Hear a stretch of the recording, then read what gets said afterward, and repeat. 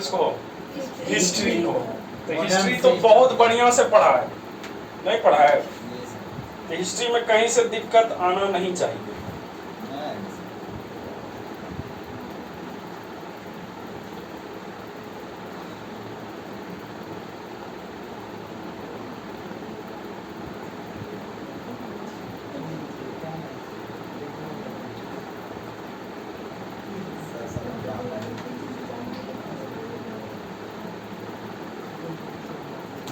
देखिए, चूंकि हिस्ट्री तुम लोग को बहुत बढ़िया से पढ़ा है और इधर ही खत्म हुआ है, इसलिए इसको लास्ट में किए। इसमें थोड़ा बहुत भी चलेगा तो कर सकते हो, ठीक है? चलो तो शुरू से ही स्टार्ट करते हैं हिस्ट्री में। देखो हम बना लिए हैं स्लाइड, इसमें जो जो इम्पोर्टेंट है खाली वही दिखे हैं। गायब हो गया क्या जी? लोड नहीं होगा, जाएगा कहाँ से? हम डाले हैं तो याद है हमको ना।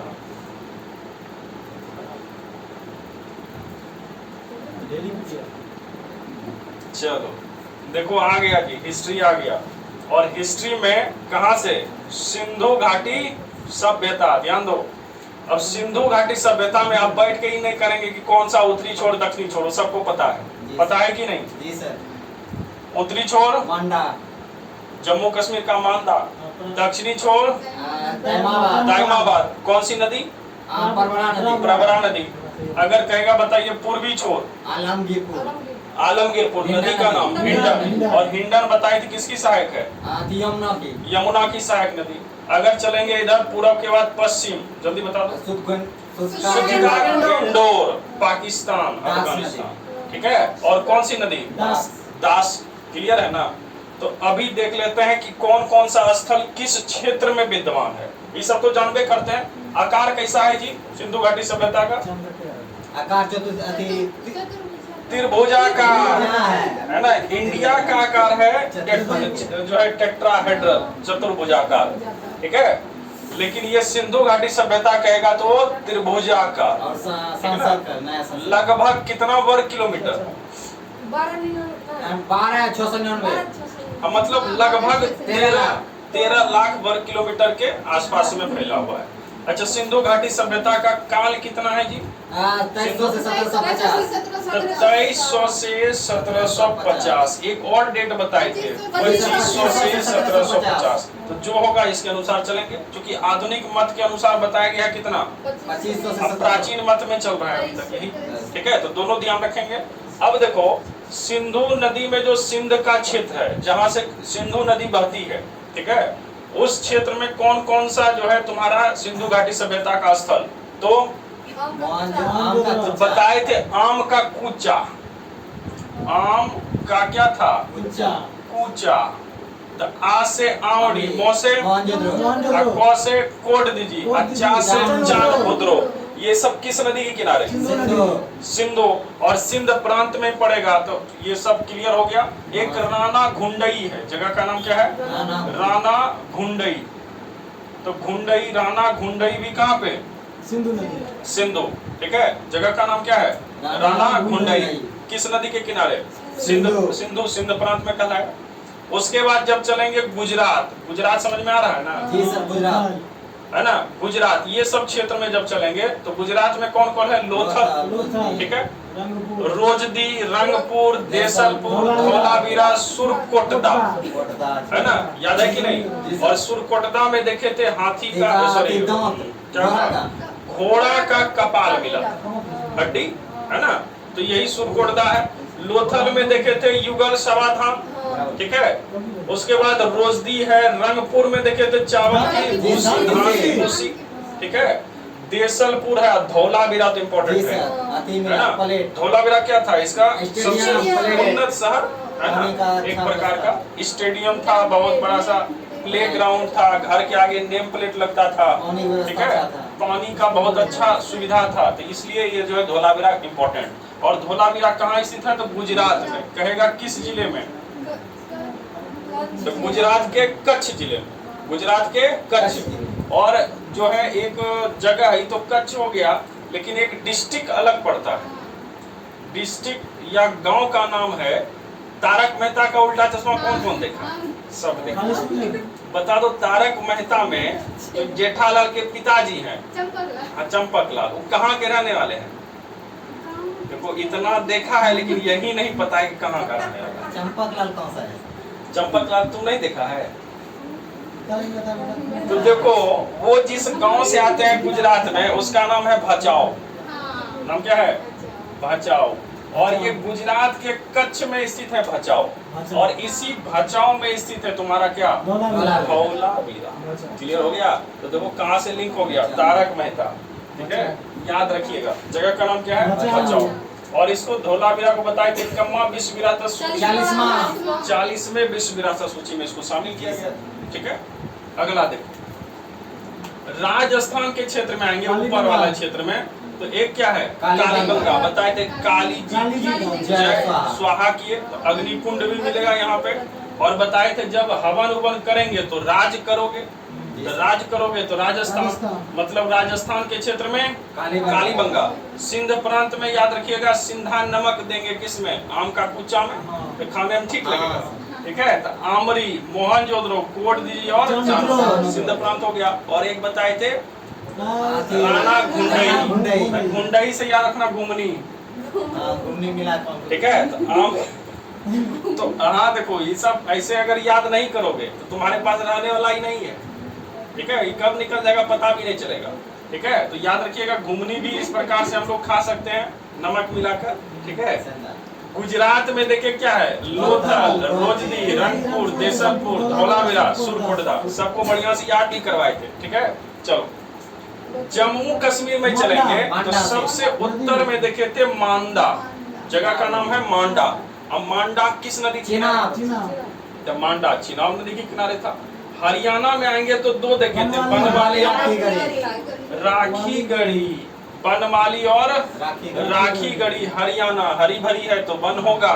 और यहाँ एक थी राखी वाली, और राखी वाली हरियाणा के जस्ट सटले मिलेगा तुमको पंजाब। और कहा कि पंजाब को राखी बांध देते तो रोपड़ आई, राखी नहीं बंधवाएंगे। ठीक है, तो रोपड़। ठीक है, रोपड़ कहाँ पे है? पंजाब में। किस नदी किनारे? सतलज। सतलज पंजाब। पंजाब में कौन सी नदी? सतलज। ठीक है, तो सतलज नदी के किनारे रोपड़। हरियाणा में कौन सा स्थल? बनमाली और राखीगढ़ी। पंजाब में रोपड़। देखो पंजाब बताए थे दो प्रांत, एक भारत में और दूसरा पाकिस्तान में स्थित है। तो भारत वाले पंजाब में है रोपड़, अब पाकिस्तान वाले पंजाब में हड़प्पा। ठीक है, और हड़प्पा किस नदी किनारे? हड़प्पा कौन सा? ठीक है, अगला देखिए उत्तर प्रदेश में आएंगे तो वही आलमगीरपुर, हिंडन नदी के किनारे। बलूचिस्तान ये पाकिस्तान में जाएंगे तो बालाकोट है, थारो है, सुतका को है, सुतका गेंडोर, यही चलेगा है ना। बलूचिस्तान पाकिस्तान वाला क्षेत्र। और यही सबसे जो है पूर्वी की पश्चिमी, सबसे पश्चिमी छोर है सिंधु घाटी का। और बताए थे नदी का नाम दास। क्लियर ना? सुतका गेंडोर दास। अगला देखिए महाराष्ट्र, तो महाराष्ट्र बताए थे ताइमाबाद। अब महाराष्ट्र में ताइमाबाद किस नदी गोदावरी की सहायक है ना, गोदावरी की एक सहायक नदी है। बताओ क्लियर है? तो एक नजर देख लिए कि कौन सा प्रांत कहाँ पे है। बताओ याद हुआ कि नहीं? जल्दी बता दो। लोथल कहाँ है? गुजरात। रोजदी गुजरात। तो बताए थे रोज रोज, है ना, यहाँ पे लोग धौलते रहता है ना। रंग में क्या होता है? धौलते रहता है, और धौलते धौलते गुजर जाता है। तो रोज रोज से बताए थे रोजदी, और रंग में मतलब रंगपुर। ठीक है, और धौलते रहता है मतलब धौलावीरा। और क्या होता है? धीरे धीरे गुजर भी जाता है। तो गुजरात में ये सब है। ठीक है ना? चलिए याद हुआ कि नहीं? एक बार जल्दी से देख लो। हरियाणा में कौन सा? तो हरा भरा है तो वन होगा, बनवाली। और यहाँ पे राखी वाली भी थी। अब पंजाब में देखे थे भारत वाले में, तो इसको राखी बांधने गया तो रोपड़। अब नीचे चले पाकिस्तान वाले क्षेत्र में, पंजाब में हड़प्पा। और हड़प्पा किस नदी किनारे? क्लियर है? इसके बाद उत्तर प्रदेश। आ जाओ अंदर, आ जाओ। क्या हो गया? समझ में नहीं आएगा, गर्मी में तुमको समझ में आएगा। धन्य है। देखिए उत्तर प्रदेश में आलमगीर, नदी का नाम हिंडन। ठीक है, और इसके नीचे चलेंगे बलूचिस्तान। पाकिस्तान वाले प्रांत में तो बालाकोट, देखो बालाकोट एयर स्ट्राइक हुआ था, याद है ना? जी सर। तो यहीं पे जाके मारे थे सब पाकिस्तानी को, ठीक है, आतंकवादी को। तो बलूचिस्तान बालाकोट, बगल में है थारो, असुतका कोह, असुतका गेंडोर। सुतका को बताई थी नदी, नदी किस नदी किनारे? सुतका को सिंधु नदी सिंधु नदी किनारे। सुतका कोह, सुतका गेंडोर है दास, डोर है तो डोर का एकदम छोड़ है, मतलब ये सबसे पश्चिमी छोड़ है। और इस सुतका कोह तो बताए थे सादी कोट नदी, याद है? सुतका कोह, को मतलब कोहबर, कोहबर से हो गया शादी, ठीक है, तो शादी को, क्लियर है ना? चलो ये सब एकदम ध्यान रखना। आगे देखिए, महाराष्ट्र में कौन सा हो गया? दायमाबाद। और राणा घुंडई आदि सिंधु नदी। घुमनी सिंधु नदी सिंध प्रांत में होगा। चलो अगला देखिए, क्या क्या सामग्री कहाँ से मिला है, इससे एक क्वेश्चन रहता ही रहता है, चाहे कोई भी एग्जाम रहे। देखो पहला क्या है स्थान? हड़प्पा। और हड़प्पा और मोहनजोदड़ो यहीं पे ज्यादा मिला है, उसके बाद तो इधर बहुत कम मिलता है, ठीक है। तो देखिए हड़प्पा में कौन कौन है, तो हड़प्पा तो पहले देखिए रावी, भारत के पंजाब में कि पाकिस्तान के पंजाब में? पाकिस्तान के पंजाब वाले क्षेत्र में। तो हड़प्पा है तो मम्मी होगी मातृ देवी, है ना? मम्मी है तो है ना? यहाँ देखो हड़प्पा पप्पा है, तो पप्पा है तो क्या होगी? मम्मी, मतलब मातृ देवी की मूर्ति होगी इसमें। अब मम्मी है तो वैरायटी वैरायटी का खाना खिलाएगी। तो 6 प्रकार के अन्नागार हैं, 2 कतार में बताए थे, मतलब 2 कतार में, रोड के दोनों साइड, इधर भी 6 महल, इधर भी 6 कतार में अन्नागार था जहाँ स्टॉक करके रखते थे। तो पप्पा तो मम्मी, मातृ देवी की मूर्ति, ठीक है, और 6 प्रकार का वैरायटी वैरायटी का खाना खिलाते। अब खाना खाएंगे उसके बाद चेहरा देखें, देखो यहाँ पे कासे का दर्पण, तो मुंह कान ठीक करेगा कि नहीं, है ना? केस उस ठीक कर दिए। अब उसके बाद कहेगा चलो घूमने, तो कासे की इक्का गाड़ी, इक्का गाड़ी मतलब समझते हो ना, इक्का गाड़ी किसको कहते हैं? बैलगाड़ी। इक्का गाड़ी वो उसमें एक ही लगेगा बैल, ऐसे तो बैल में 2 देखता होगा, टम टम हुआ, है ना? टम टम एक इक्का गाड़ी हुआ। तो उस समय बैलगाड़ी चलता था, तो एक बैल वाली गाड़ी जो होगा उसको इक्का गाड़ी कहे। तो इक्का गाड़ी पे फिर जब ये देख लिए दर्पण तो घूमने चल दिए। जल्दी देखो, हड़प्पा है तो मम्मी है, अब मम्मी है तो कितना? 6 वैरायटी का अन्न खिलाई, और अन्न खिला के फिर पाउडर उडर दर्पण देख के लगा दिया, कहीं चलो घूमने, और काशी की इक्का गाड़ी से घूमने चल दिए। बताओ याद रहेगा कि नहीं? अगला देखिए कौन सा है? मोहनजोदड़ो। और बताए थे मोहन से याद रखना कृष्ण जी, मोहन कृष्ण है, और कृष्ण होगा तो नर्तकी भी होगी, रासलीला चलेगा ना? तो याद रखिएगा, जैसे कहेगा मोहनजोदड़ो तो मोहन कृष्ण है तो नर्तकी होगा, कासे की नर्तकी, इधर था कासे दर्पण, इधर था मातृ देवी, और इधर है कासे की नर्तकी। अब बताए थे नर्तकी का पूरा दिनचर्या सोच लेना, कहानी पहले क्या करेगी? स्नान करेगी, तो बृहद स्नानागार, ठीक है, तो बृहद स्नानागार में गई, जाके नहा ली। कहाँ है बृहद स्नानागार? मोहनजोदड़ो। उसके बाद क्या पहनेगी? तो सूती वस्त्र, अरे नहा के निकली तो सूती वस्त्र पहनी, ऊनी वस्त्र पहनी, तो वस्त्र हो गया इसका सूती ऊनी। उसके बाद खाना खाएगी। देखो पहले कहाँ गई थी? नहाने, नहाने के बाद कपड़ा पहनी, कपड़ा पहनने के बाद खाना खाई, तो बृहद अन्नागार। देखो इसमें है 6 के कतार में, और यहाँ पे सिर्फ एक अन्नागार है जो बहुत बड़ा है, बृहद स्नानागार, बृहद अन्नागार। सब कहाँ आएगा? मोहनजोदड़ो, ठीक है। और जब खाना खा लिए तो कहे अब पूजा पाठ होना चाहिए थी, नहीं, तो पशुपति शिव के पास चले, क्या करने? पूजा करने। अब पूजा करने जाएंगे किससे? जहाज से। किससे जाएंगे? जहाज का, जहाज था पानी वाला नाव, उसी पर बैठ के गए और उधरे मर गए। अब मर गए, अब मरेंगे तो क्या हो जाएगा? वहां पे अकेले जाओगे, नाव वाला भी जाएगा चलाने के लिए। तो जितने लोग गए थे सबका वहां क्या हो गया? अरे सबका कंकाल वहां जमा हो गया। तो कहेगा सबसे अधिक नर कंकाल कहाँ मिला है? कहाँ पर एक भी कब्र नहीं मिला। तो जितने लोग गए थे सब मर ही गए, दफनाएगा कौन किसको? ठीक है, तो यहाँ पे कोई कब्रगाह नहीं मिला। मोहनजोदड़ो का अर्थ ही होता है मृतकों का टीला। यहाँ पे एक मृतक के ऊपर दूसरा मृतक ऐसे फेंका हुआ है हड्डी। यहाँ पे कोई कब्र नहीं मिला कि दफनाएगा। तो नर्तकी गई और उधर मर गई तो दफनाएगा उसको कौन? बताओ, क्लियर है? उसके बाद याद रखिएगा यहाँ पे मोहर मिला है, सर्वाधिक मोहर। अब मोहर कैसा? बेलनाकार। और बेलनाकार बताए थे और आयताकार भी बताए थे। और बेलनाकार कहाँ का है? मेसोपोटामिया का मोहर। ठीक है, इससे पता चलता है कि मेसोपोटामिया और मोहनजोदड़ो में व्यापारिक संबंध था, व्यापार होता था। ठीक है, उसके बाद गला, तांबा, ये सब याद नहीं भी रहे चलेगा। 38 नरकंकाल। नरकंकाल समझ गए? अब सब जाके एक जगह ही मरा तो नरकंकाल है। ठीक ना? तो नर का कंकाल, एक भी कब्रगाह होगा यहाँ पे? चलिए, और उसके बाद एक चीज और ध्यान दीजिएगा, चूंकि पशुपति शिव की उपासना करने जा रहे हैं तो पुजारी जी होंगे कि नहीं? तो पुरोहित आवास भी मिला है, पुरोहित के रहने वाला घर। बताओ, याद रहा? जल्दी बताओ, मोहनजोदड़ो में क्या सोचेंगे? तो मोहन कृष्ण सोचेंगे, और कृष्ण है तो नर्तकी होगी। नर्तकी का दिनचर्या, पहले नहाई, नहाने के बाद सूती वस्त्र पहनी, उसके बाद अन्य जो है ग्रहण करेंगे, तो बृहद अन्न करने के बाद पशुपति शिव के पास चलेंगे। ठीक है, और पशुपति शिव के पास जाने के लिए क्या साधन है जी? नाव है, जहाज है। तो जहाज से गए, उधरे मर गए, तो बहुत सारे नरकंकाल मिल गए। कितने? 38। ठीक है, चलो अगला देखो। कहेगा कहाँ से एक भी कब्रगाह नहीं मिला।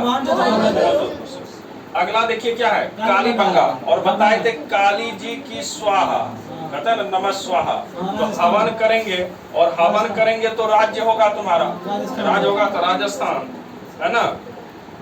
और काली जी एकदम स्वाहा किए तो हो गया अग्निकुंड। और आशीर्वाद में कई वत्स क्या चाहिए? तो कहा कि हमको खेत बहुत हल है ना, जोतने में इसमें बहुत दिक्कत होता है। तो कहा चलो तथास्तु, तो मिल गया स्वतः जुता हुआ खेत। ठीक है, कहाँ से मिलेगा? कालीबंगा। तो अग्निकुंड, ये दोनों मिला। उसके बाद यहाँ से बाघ का चित्र मिला, क्योंकि काली जी है दुर्गा जी, तो बाघ नहीं होगा जी? तो बाघ होगा, ये तो कंफर्म है। और यहाँ कपड़ा में जो है लिपटा हुआ अस्तूरा भी मिला। अब बताइए, पूजा पाठ कीजिएगा तो अस्तूरा नहीं रहेगा? मुंडन करके ही पूजा करने बैठता है जी। ठीक है, चलिए, तो कपड़ा में लिपटा हुआ अस्तूरा भी कहाँ से? अब अस्तूरा फस्तूरा उतना याद नहीं रखना, अगर याद रह गए तो ठीक रहा। सिर्फ याद रखिए काली जी एकदम स्वाहा किए, मतलब अग्निकुंड। अग्निकुंड है तो जुता हुआ खेत तुमको मिल गया। बताओ, क्लियर है? ये दो भी याद रहेगा तो कालीबंगा एकदम क्लियर है। इधर नहीं भी याद रखेगा चलेगा। देखिए, राखी गढ़ी किस नदी किनारे? और राखी कहाँ है जी? तो हड़प्पा सभ्यता के यहाँ पे तीनों अवस्था मिला है। तीनों अवस्था समझते हो? दुर्गीकृत बताए थे, कहीं दुर्गीकृत है, कहीं एकल है, कहीं त्रिदुर्गीकृत है ना, तीनों ओर से। तो इसमें तीनों अवस्था कहाँ से मिला है? राखी गढ़ी से। और राखी गढ़ी बताए थे कहाँ का? हरियाणा। तो नीचे है बनवाली। और बनवाली ये भी कहाँ? घग्गर। घग्गर ही सरस्वती नदी है। ठीक है, तो घग्गर नदी के किनारे है। और यहाँ से चूंकि वन है, तो वन है तो यहाँ हल होगा। ठीक है, तो हल की आकृति का एक खिलौना मिला है, और सरसों का ढेर मिला है। कहाँ से? तो याद रखिएगा, बनमाली कई बार पूछा है, बनमाली से क्या मिला है? तो हल की आकृति का खिलौना।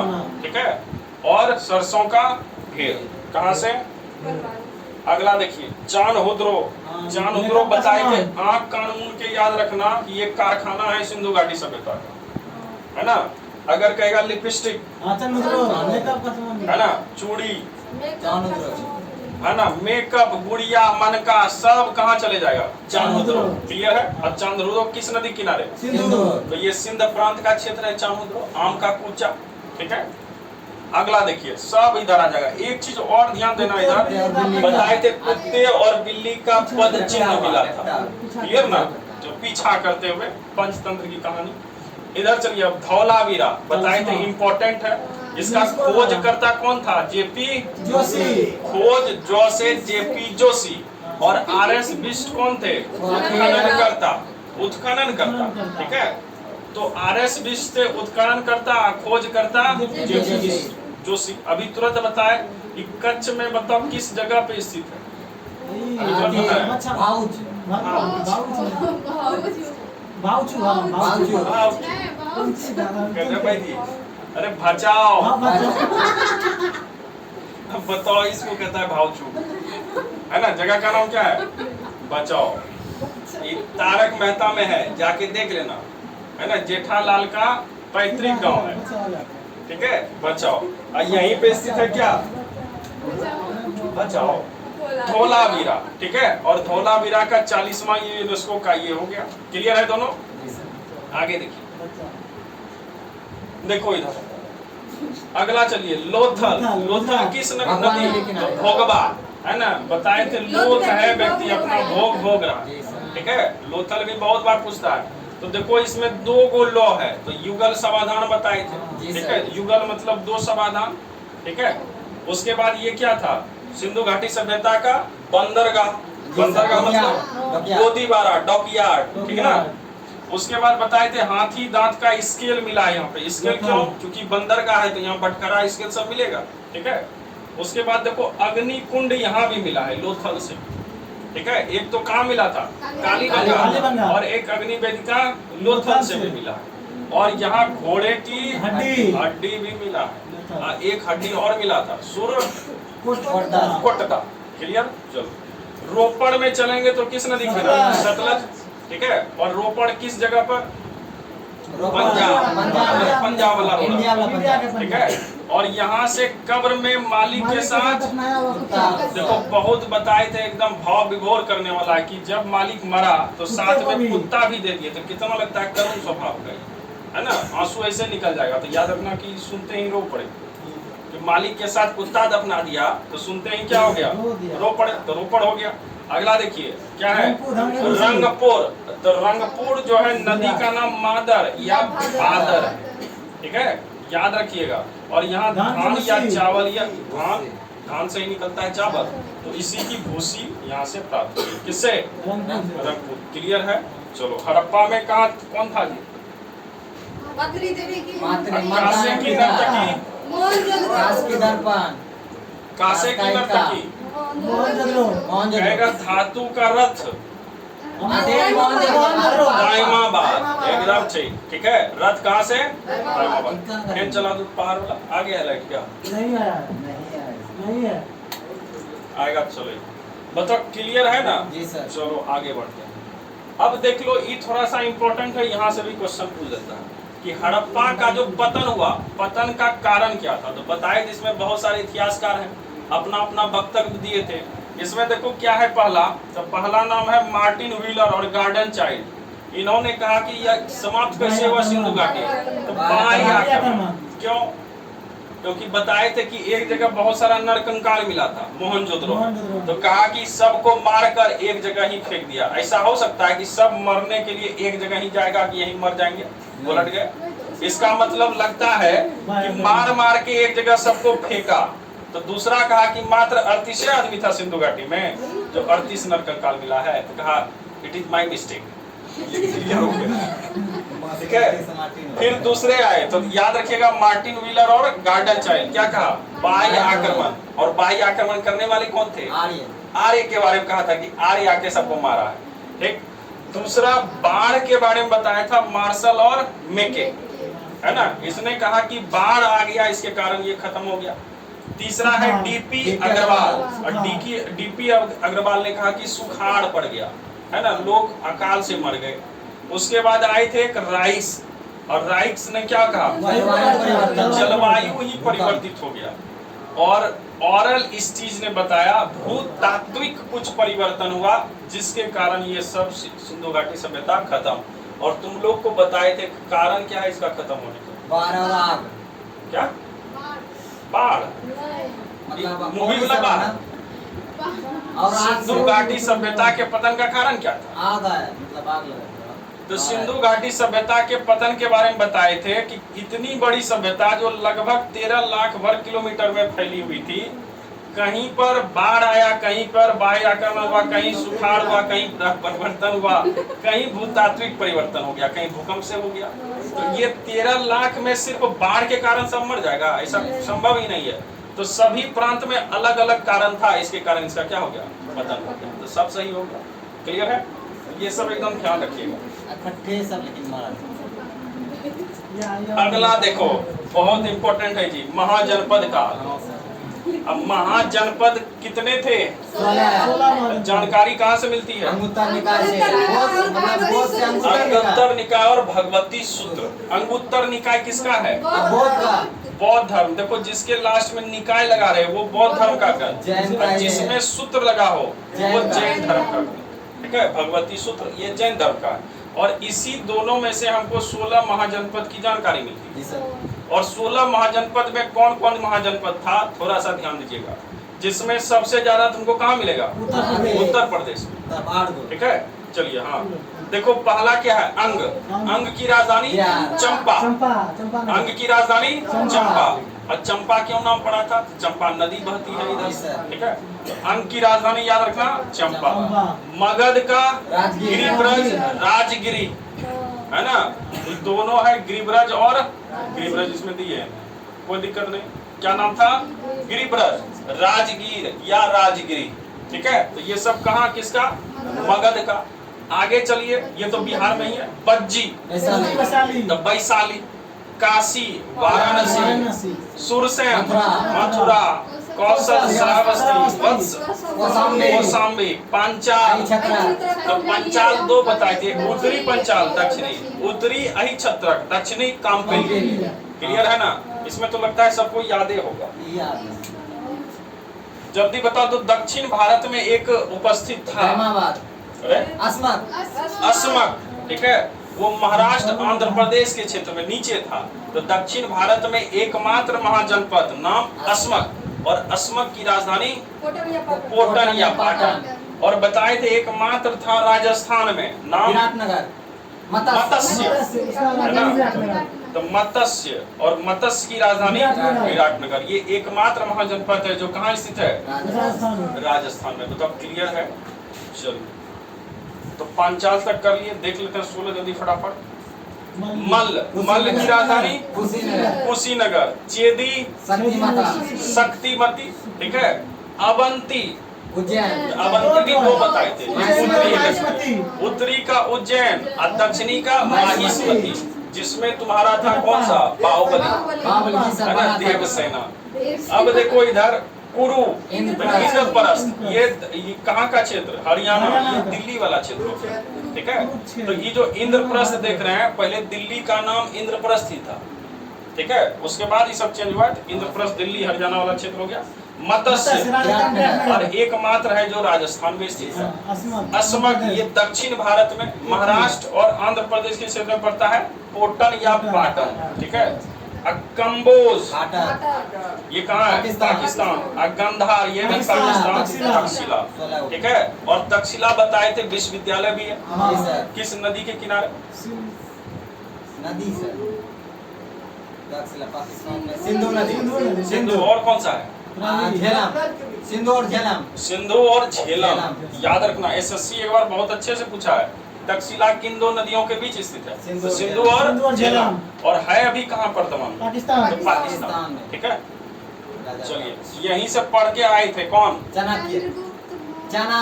चंद्रगुप्त मौर्य। तो उसको रास्ते से उठाए थे और उसको जो है एकदम टंच कर दिया, सिखा पढ़ा के, और उसके बाद बैठा दिए उसको। क्लियर ना। चलिए, ध्यान देना इधर से। अगला देखिए, जैन धर्म, थोड़ा सा ध्यान देना। जैन धर्म में कुल कितने थे, 24 तीर्थंकर। तीर्थंकर मतलब उसको आगे बढ़ाने वाले।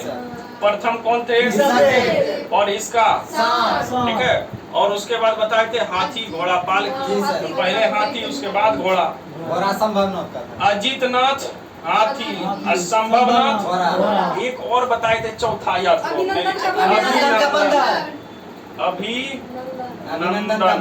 अभिनंदन था बंदर। बताओ क्लियर है, ठीक। तो पहला ऋषभ देव, दूसरा अजितनाथ हाथी, असंभवनाथ घोड़ा, और अभिनंदन बंदर। इसके बाद बताए थे एक थे मल्लीनाथ, महिला और पुरुष, दोनों में डिफरेंस है। कहता था कोई की महिला है, कोई कहता था पुरुष है, और कम में थे वो वो 21 में 19 में मल्लीनाथ। ठीक है, अब चलिए अगर चलेंगे किस में 21वां, इससे एक और पीछे चले, इतना याद रखना इंपॉर्टेंट है ना। एक पीछे और चलते हैं, 21वां चलेंगे तो नेमीनाथ। कौन थे? नेमीनाथ, नीलाकंठ। उसके बाद 22वां आएंगे तो अरिष्टनेमी, अरिष्टनेमी संघ। ठीक है, और अरिष्टनेमी बताए थे ये कृष्ण के समकालीन कहा जाता है। भागवत गीता। उसके बाद देखो इधर क्या है, पार्श्वनाथ। अब पार्श्वनाथ ये अपने कारागार सांप है, पार्श्वनाथ सर्प, अब महावीर स्वामी सिंह, और ये 24वें और अंतिम तीर्थंकर थे। ठीक है, और इसी प्रकार जैन धर्म तुम्हारा क्लियर हो गया। इसमें याद रखिएगा एक कि 19वां जो है ये महिला और पुरुष में मतभेद था, नाम है उनका मल्लीनाथ, है ना।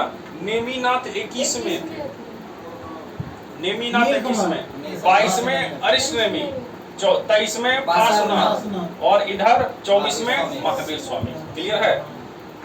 यहाँ ये पूछा था पिछले बार बिहार एसआई में, संभवनाथ था कि अजीतनाथ था, इन दोनों में कुछ पूछा था कि इसके जो है चिन्ह क्या है। तो देखो अजीतनाथ और संभवनाथ, तो हम लोग पढ़ते हैं हाथी घोड़ा पालकी, तो पहले हाथी आएगा उसके बाद घोड़ा आएगा। क्लियर ना। हाँ, कई बार क्या होता है घोड़ा ऊपर बैठ जाता है, हाथी नीचे आ जाएगा। तो याद रखिएगा पहले हाथी है, उसके बाद पहले ओ की पहले सो, पहले ओ आ, तो पहले अजीतनाथ तब संभवनाथ। गलत होने का कहीं चांस नहीं।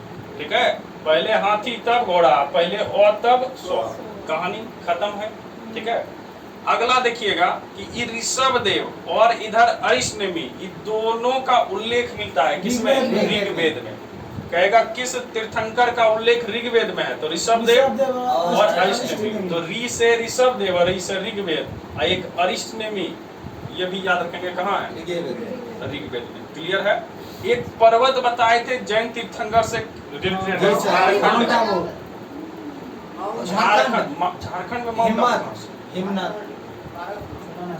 पारसनाथ जो है ना, झारखंड की सबसे ऊंची पहाड़ी, हिम्मत, उसी में एक है समेद पर्वत रे गधा। नाम क्या है ध्यान देना। चूंकि क्यों इंपॉर्टेंट है तो बताए थे, इधर कैबिनेट मिनिस्ट्री के द्वारा एक जो है ये आया था, कैबिनेट मिशन नहीं, कैबिनेट मिनिस्ट्री है ना, मंत्रालय के द्वारा आया था कि समेत पर्वत को पर्यटक क्षेत्र घोषित कर देते हैं। अब पर्यटक जब क्षेत्र इसको घोषित करेगा तो यहाँ पे सभी लोग घूमने जाएंगे, और इस समेत पर्वत पर बहुत सारे तीर्थंकर का यहाँ देहावसान हुआ था, निर्वाण की प्राप्ति हुई थी, मतलब यहाँ मृत्यु हुआ था। तो बताए थे जहाँ जन्म और जहाँ मृत्यु दोनों इंपॉर्टेंट जगह हो जाएगा। तो जैन धर्म के लिए पवित्र जगह है, और जैन धर्म में बताए थे लहसुन प्याज ये सब क्या है, नहीं खाता। ठीक है, नहीं खाएगा, तामसी भोजन सब दूर। और ये लोग जैन धर्म वाले कहे कि अगर यहाँ पे सबको खुला छूट दे देगा, पार्क अगर बना दिए, सब अगर घूमने आएगा तो यहाँ बैठ के सब कुरकुरे खाना पीना और क्या क्या करेगा पता नहीं, तो हमारी धार्मिक भावना को ठेस पहुंचेगा। तो सब पहुंच गए दिल्ली संसद भवन घेराव, खाली जैन धर्म वाले।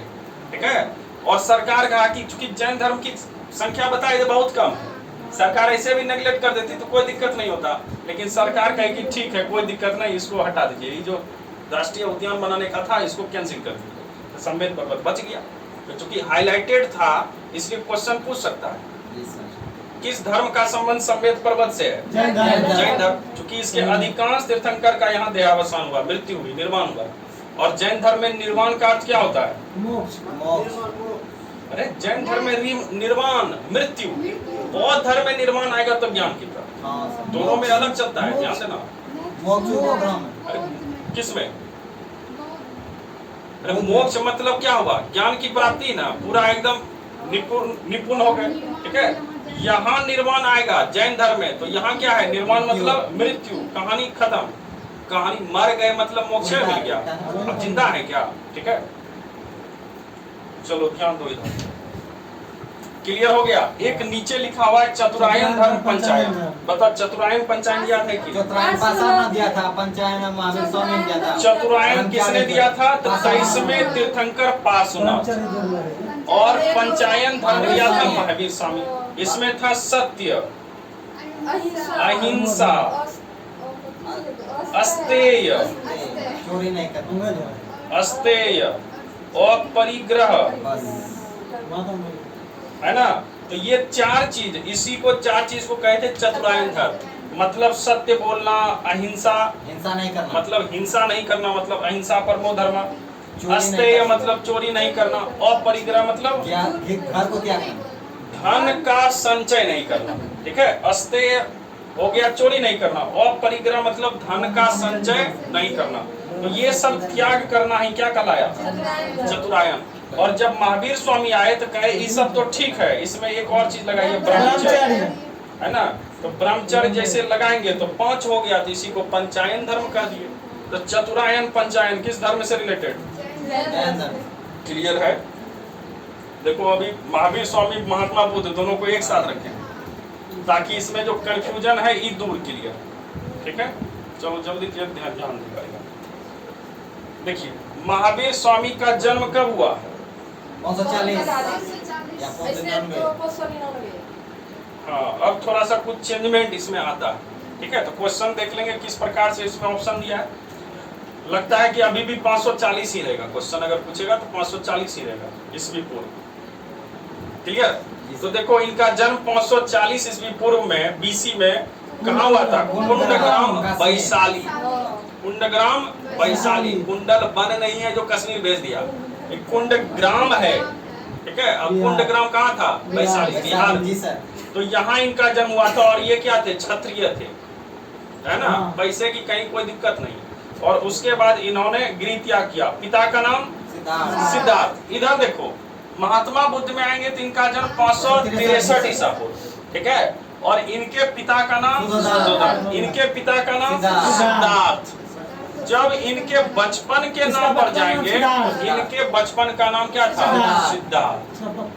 क्लियर ना? अब देखिए इनके माता का नाम तिरसिला। अब महात्मा बुद्ध में जाएंगे माता का नाम महामाया।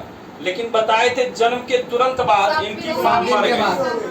अब मरने के बाद इसका पालन पोषण गौतमी, प्रजापति गौतमी, और इस गौतमी के कारण इनका एक टाइटल गौतम है ना। और गौतम से आ गया गौतम बुद्ध। बताओ क्लियर है? चलो ध्यान दो इधर। अब देखिए पिता किस कुल के थे? ज्ञानत्रिक कुल के। और इधर चलेंगे इसके पिता शाक्य कुल के, माता कोलिया वंशज, ठीक है। और यहाँ चलेंगे तो इसकी पत्नी देखो कौन थी? यशोदा। महावीर में यशोदा, अब महात्मा बुद्ध में यशोधरा। तो बुद्ध में धौ है, इसमें भी यशोधरा हो गया। क्लियर है? और यशोधरा किस वंश की? कोंडीय, गोत्र कोंडीय था। और देखो इसमें इनको महावीर स्वामी को ज्ञान की प्राप्ति 13वें वर्ष हुई। अब कहाँ हुई थी? ऋजुपालिका नदी के तट पर। और बताए थे वृक्ष, साल वृक्ष के नीचे, ठीक है। इधर आएंगे तो इनको ज्ञान की प्राप्ति 35 वर्ष की अवस्था में होते। 7 साल कठोर तपस्या की। और कहाँ हुआ? निरंजना, वही गया राजगीर में, ठीक है। और निरंजना नदी के तट पर हुआ था। किस वृक्ष के नीचे? ये पीपल वृक्ष था। बाद में न बोधि कहा जाने लगा। और गया को बोध गया कह दिए, वृक्ष को बोधि वृक्ष डिक्लेयर कर, ठीक है। और ज्ञान प्राप्ति के बाद ये क्या कहलाए? तथागत कहलाए, प्रकाश पुंज, एशिया का प्रकाश पुंज कहलाए, है ना। नीति का पंडित कहा जाने लगा। और महात्मा बुद्ध हो गए। क्लियर है? गौतम बुद्ध से महात्मा बुद्ध, ठीक है। तो ये सब क्लियर। सिद्धार्थ से बुद्ध कहला गए। पहले इनके बचपन का नाम क्या था? और सिद्धार्थ से ज्ञान प्राप्ति के बाद बुद्ध हो गए, बुद्ध हो गए। तो गौतम बुद्ध लगाओ, महात्मा बुद्ध लगाओ, जो लगाना है, ठीक है। चलो एशिया का प्रकाश पुंज भी इनको कहा गया, ठीक है, लाइट ऑफ एशिया। और ये ज्ञान प्राप्ति के बाद क्या कहलाए? जिन, अरहत, निग्रंथ। निग्रंथ, निग्रंथ मतलब क्या? सभी से मुक्त, बंधनों से मुक्त। अरहत मतलब क्या होता है? अरहत मतलब ये थोड़ा सा पूज्य, योग्य, है ना। योग्य हो गया। जीन मतलब क्या होता है? ये ध्यान रखना, कई बार ही पूछा है कि जैन धर्म में जीन का अर्थ है तो भूज पिचास निकट नहीं आवे, ठीक है। तो जीन मतलब होता है विजेता, ठीक है। तो याद रखिएगा, जीन विजेता, अरहत योग्य। निर्ग्रंथ मतलब बंधन मुक्त कहलाए। कब कहलाए? जब इनको ज्ञान की प्राप्ति हो गई। क्लियर है? आगे देखिए, इन्होंने जो उपदेश दिया किस भाषा में? इन्होंने पाली भाषा में। इस समय पाली चलता था, इनके समय में अर्धमगधी, इसी को प्राकृत को अर्धमगधी भी कहते हैं। क्लियर ना? और ज्ञान की प्राप्ति के बाद ये कहलाए केवल्य। इसमें ज्ञान प्राप्ति क्या कहलाता है? केवल्य। अब मृत्यु या मोक्ष क्या कहलाता है? निर्माण। मृत्यु मोक्ष क्या कहलाता है? इधर जब चलेंगे, यहाँ जब इनकी मृत्यु हुई, कब? 483। और 483 में इनकी मृत्यु कहाँ हुई? बाबापुरी, कुशीनगर, है ना? कुशीनगर, ध्यान दीजिएगा। अब कुशीनगर है कहाँ? मल में, उत्तर प्रदेश। ठीक है, यहाँ जब आएंगे तो इनकी मृत्यु ये पावापुरी। ठीक है, उन्हीं क्षेत्र में इनका भी मृत्यु, दोनों एक ही क्षेत्र में। ये 468 में, आइए मतलब क्लियर है। अब ध्यान दो एक चीज, त्रिरत्न। त्रिरत्न क्या था महावीर स्वामी में?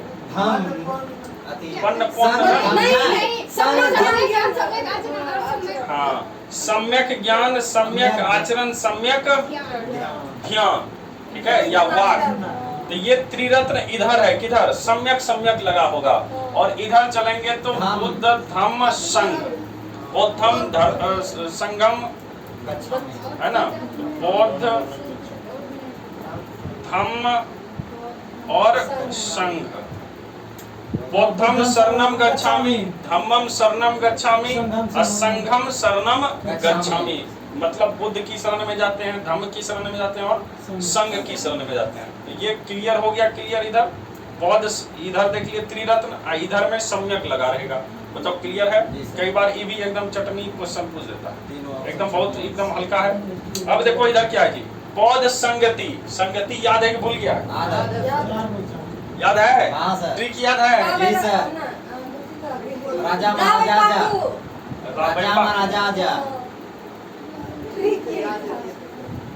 अरे हम क्या ट्रिक दिए थे? राजा महाराजा।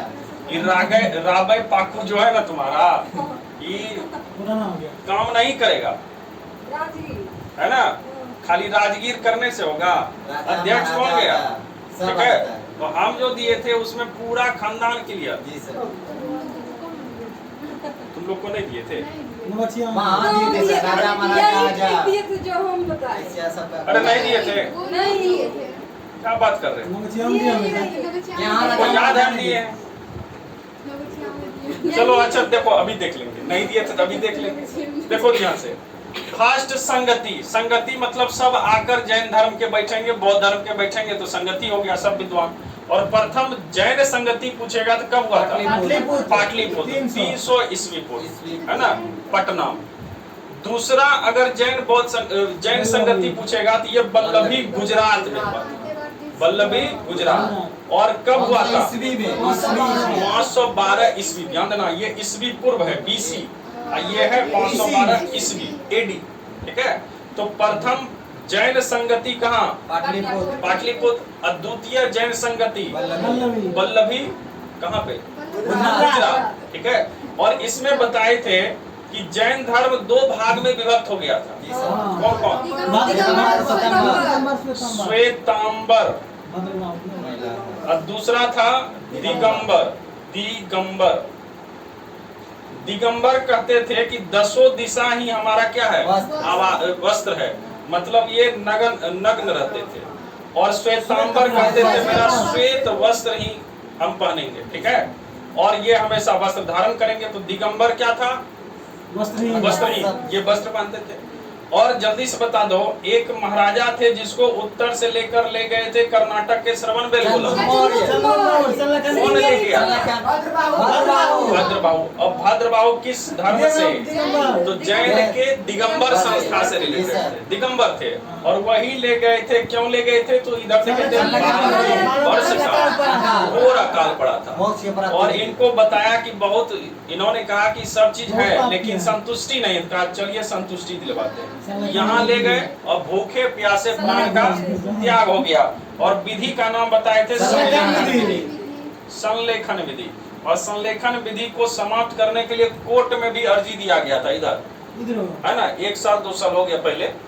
और कोर्ट में इसलिए दिया गया कि ये भी जस्ट लाइक एक प्रकार का आत्महत्या है। और आत्महत्या करना मतलब क्या है, पाप है। देखो आत्महत्या एक ऐसा ही कानून है कि अगर आत्महत्या अटेम्प्ट किया अब बच गया तुमको जेल दिया जाएगा, मर गया तो क्या है ना। तो मरने के बाद भी जो है गिरफ्तारी होगी इसमें, किसमें, आत्महत्या में। तो ये भी तो भूखे प्यासे मरना हुआ ना, ठीक है। इसी पर केस चला, लेकिन चूंकि धार्मिक क्षेत्र से रिलेटेड हो गया ये बात, इसलिए इधर केस इस पर हावी नहीं हो पाया। संलेखन अभी भी चल रहा है, ठीक है। तो जैन धर्म में संलेखन क्या है, भूखे प्यासे मतलब शरीर को कष्ट इतना दो कि उसमें फिर आत्मा प्रवेश करने से डरे। तो जब आत्मा प्रवेश नहीं करेगा शरीर में तो हो गया मोक्ष प्राप्त। बताओ क्लियर है ना, ठीक। अब चलिए इधर किधर, बौद्ध धर्म और जैन धर्म में बताए थे शरीर को कितना कष्ट देना है, बहुत कष्ट दीजिए। दाढ़ी बनाना है पत्ती से, राख लेके इसे खींचिए, है ना, एक एक केस। जो भी व्यक्ति, ध्यान देना, जो भी व्यक्ति इधर जैन धर्म में आता है उसका यही मुंडन होता है। अब मुंडन में वही पकड़ के अब व्यक्ति हंसता है। बताओ कैसा है, पता नहीं, देखना कभी वीडियो इसमें कि जैन धर्म में प्रवेश करने से क्या क्या होगा। उसका कपार में घाव देता, इसको घाव का चिंता हो गया। चलो यहाँ ध्यान दो, देखो क्या चलेगा इधर, बौद्ध धर्म। अब बौद्ध धर्म में कितनी संगति, 4। जैन धर्म में कितना होगा, ठीक है, 4 संगति होगा। कब होगा तो देखो 483 में इनकी मृत्यु। अब पहली संगति मरने के जस्ट साथ ही, अब दूसरी में 383, 250 या 255 बताए थे। और ईस्वी की प्रथम शताब्दी, मतलब क्लियर है ना, तो डेट तो क्लियर। उसके बाद बताए थे राजा महाराजा आजा, राजा महाराजा आजा, है ना, हो गया। वैश्या सबका काल है, वैश्या समझते हो ना, सबका काल है। अब पटाओ मत, पटाओ मत आशिक, आशिक बनने की आवश्यकता नहीं है ना, पटाओ मत आशिक। कुमार जी कंगाल है, मित्र कंगाल है रे गधा, मित्र क्या है, मतलब आशिक क्यों नहीं पटाना है, मित्र क्या है, कंगाल है। बात समझ में आ रहा है। तो देखो राजा महाराजा वैश्या सबका, क्योंकि उस समय जो राजा महाराजा थे वो जो अपनी संपत्ति किनके पीछे, इन्हीं के पीछे डाल देते थे, है ना। और जितना मतलब इसका एक प्रकार समझ सकते हो मोनोपोली चलता था, जो वैश्या कहेगी वही चलेगा, ठीक है। राजा का एकाधिकार हो जाता था इधर। तो याद रखिएगा, वैश्या सबका काल, पटाओ मत आशिक। कुंवर जी कहानी क्लियर है, राजा से राजगिरी, वैश्या से वैशाली, पटाओ से पाटलिपुत्र, कुंवर जी से कुंडलवत, कुंडलवत मतलब कश्मीर, मतलब क्लियर हो गया। उसके बाद महाराजा से महाकश्यप, सावाकमी या सावकमीर, है ना। अब मत से मोगलीपुत्र तिस, और इधर मित्र से वसुमित्र। और इसमें बताए थे अध्यक्ष के साथ साथ उपाध्यक्ष भी था, वसुमित्र और अश्वघोष, वसुमित्र और अश्वघोष दोनों याद रखना। तो मित्र से वसुमित्र और इधर अश्वघोष, एक अध्यक्ष दूसरे कहेगा। प्रथम बौद्ध समिति किसकी अध्यक्षता में, तो महाकश्यप, द्वितीय सावकमीर या सावाकमी, तृतीय मोगलीपुत्र तिस, और चतुर्थ इसमें अध्यक्ष के साथ साथ एक उपाध्यक्ष भी था, वसुमित्र और अश्वघोष। इस समय राजा कौन थे, तो पहला अजात शत्रु, दूसरा कालासुर, तीसरा अशोक, चौथा कनिष्क। कहानी क्लियर हो गया। अब तुम राबे पाकू मार रही है इसमें, तो राबे पाकू यही क्लियर होगा खाली, है ना। तो राबे पाकू से यही क्लियर होगा, लेकिन ऐसे अगर मारेंगे तो ये पूरा खत्म हो जाएगा। एक बार जल्दी से बताओगे क्या क्या बोले, राजा महाराजा हाँ, सबका काल है, पटाओ मत आशिक, कुंवर जी मित्र कंगाल, ठीक है, क्लियर ना। तो जब भी एग्जाम में आए तो ऐसे चल देना, क्लियर हो जाएगा। चलो अगला देखिए, लिख लीजिएगा घर में, वीडियो तो पड़ा ही रहेगा सब दिन के लिए। 15 तक कल के दिन के लिए एक दिन करना ना, हमरा 15 एग्जाम तक रहेगा अभी पूरा, 15 बाद में कभी देख सकते हो उसको, अभी रहेगा इसमें पड़ा हुआ। ठीक है, आगे देखिए, संवत। संवत समझते हैं ना, कैलेंडर। कैलेंडर क्या क्या चला था, कैसे क्या हुआ था। इससे पहले एक चीज बता दो, बौद्ध धर्म और जैन धर्म अंतर में क्या क्या अंतर जी सर। है। एक जब चीज बताइए, आत्मा। आत्मा बोल दूसरा, रहे हैं। सुनो पहले, आत्मा, उसके बाद है कर्म, पुनर्जन्म, जन्म, पुनर्जन्म, ईश्वर। और एक दिए ईश्वर। देखो कई बार ऐसे करके क्वेश्चन पूछ देता है, ठीक है, कि आत्मा की मान्यता किस में है, बौद्ध में, जैन में है कि दोनों में है। कर्म की मान्यता किस में, बौद्ध में है, पुनर्जन्म जैन किस में में, है। ईश्वर की मान्यता किस में। जैन ठीक है, तो देखिए आत्मा की मान्यता बौद्ध में है,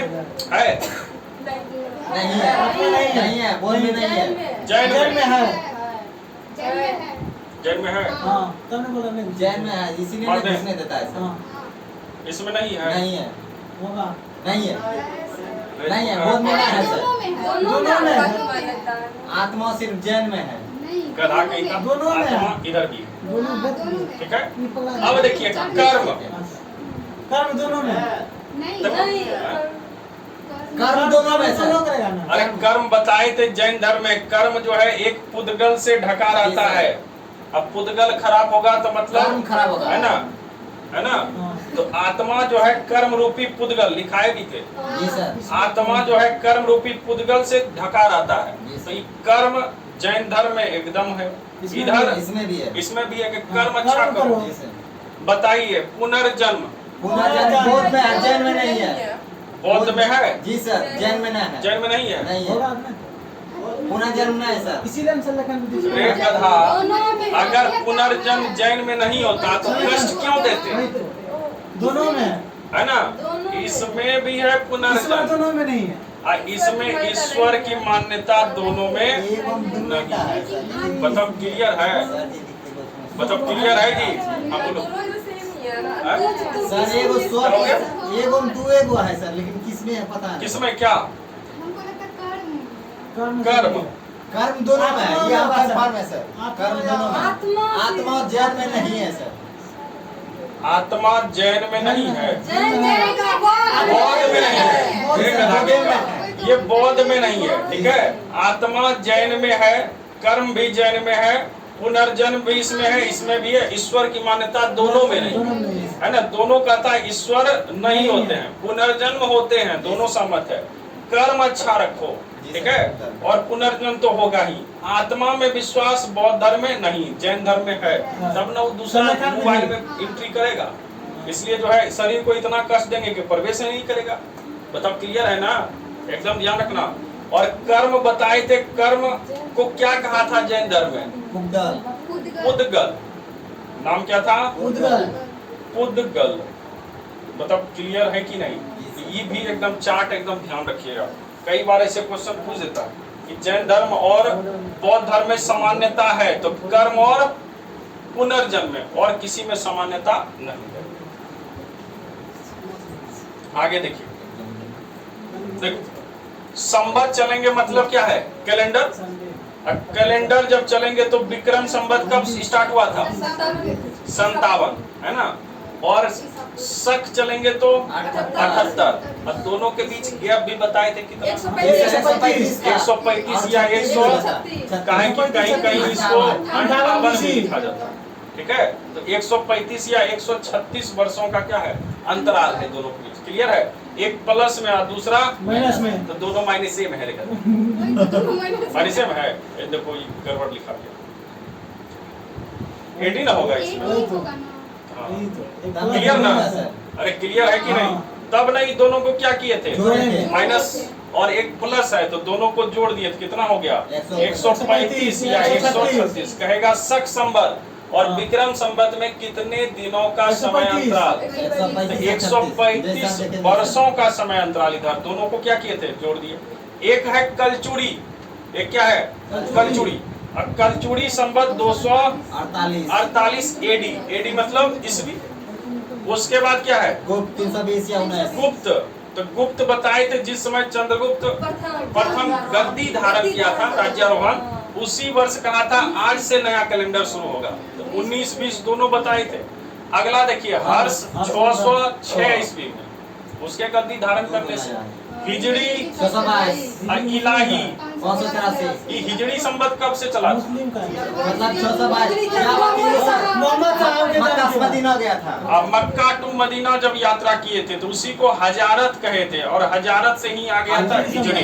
तो एक संवत ही चला था 622 एडी। इलाही संवत बताए थे अकबर के दौर में, है ना। और इस इलाही संवत किसके स्थान पे आया था? तो हिजरी संवत को रोका अकबर ने और इलाही संवत पेश किया। बताओ क्लियर है? ठीक। औरंगजेब फिर उसको बदल दिया। हाँ? हर्ष हर्ष और 606 एडी में ये हर्ष संवत चलेगा और 248 एडी में कलचुड़ी संवत। ठीक है, कलचुड़ी दोनों याद रखिएगा। क्या 248? अरे उस समय दक्षिण भारत में बहुत सारे वंश चलते थे, ठीक है। तो उसी में से कलचुड़ी वंश इधर स्टार्ट हुआ था। चलिए ध्यान दो, अगला ध्यान दो। प्रमुख इधर है जो शुरुआत करने वाले, मतलब प्रारंभ करता, और उसको समाप्त किसने किया? जल्दी देखो ध्यान से। चालीसा दल, जिसको तुर्क के चिहलगानी भी कहते हैं, इसमें व्यक्ति की संख्या 40। और समाप्त कौन किया था? बलबन। क्यों किया था? क्लियर है? इक्तेदारी प्रथा तो इल्तुतमिश ही ने शुरू किया था और अलाउद्दीन खिलजी। और अलाउद्दीन खिलजी, ध्यान देना, अलाउद्दीन खिलजी ने बहुत सारे इक्ता भूमि को खालसा भूमि में कन्वर्ट किया था। तो सबसे अधिक खालसा भूमि की संख्या थी अलाउद्दीन। अच्छा जल्दी बता दो, दीवाने अर्ज की स्थापना किसने की? शुरू किसने? बलबन। लेकिन अलाउद्दीन खिलजी पर आया। हाँ, ये भी विकसित करेगा। जो है घोड़े दागने की प्रथा, गुलिया रखने की प्रथा, अलाउद्दीन खिलजी। क्लियर है?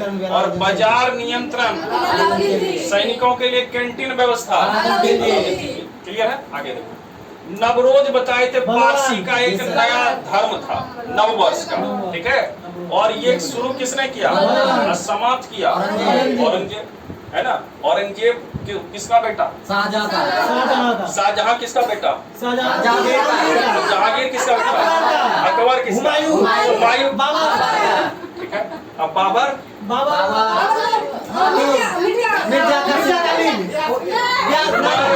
शेख मिर्जा, ठीक है। उमर शेख मिर्जा, कहता है मिर्जा गालिब, क्या जी?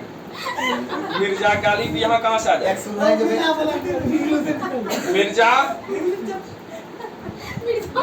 है ना। उमर शेख मिर्जा, मिर्जा गालिब तो शायर थे और बताए थे किस समय वो जिंदा थे? महाभारत, पानीपत की तीसरी पानीपत, 1857 का। क्लियर है ना? हाँ? क्या बोला? क्लियर है ना? प्रत्यक्षदर्शी। चलो ध्यान दो इधर। तो देखो, नवरोज शुरू करने वाले बलबन, समाप्त करने वाले सीजदा पेरोस बताए थे, समाप्त करने वाले शाहजहां, है ना। शाहजहां शहंशाह शाहजहां। और शाहजहां के बाद द्वारा बताए थे चाहर तस्लीम, कहीं कहीं चाहर तस्लीम, कहीं कहीं चौहार तस्लीम भी लिखा रहता है। तो याद रखिएगा, चाहर तस्लीम किसके द्वारा? शाहजहां। खत्म नहीं हुआ, ये चलते रहा। इलाही संवत, शाहजहां इसको इलाही संवत के जगह फिर से हिजरी संवत 622 वाला शुरू कर दिया। और इलाही संवत कब स्टार्ट हुआ था? 1583।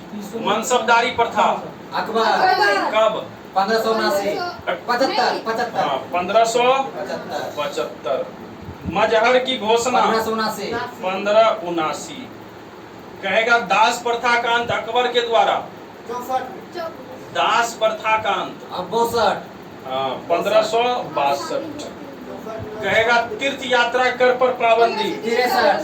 और जजिया कर की समाप्ति 64। जजिया कर था 64 में। बताओ क्लियर है ना? ठीक। आगे देखिए,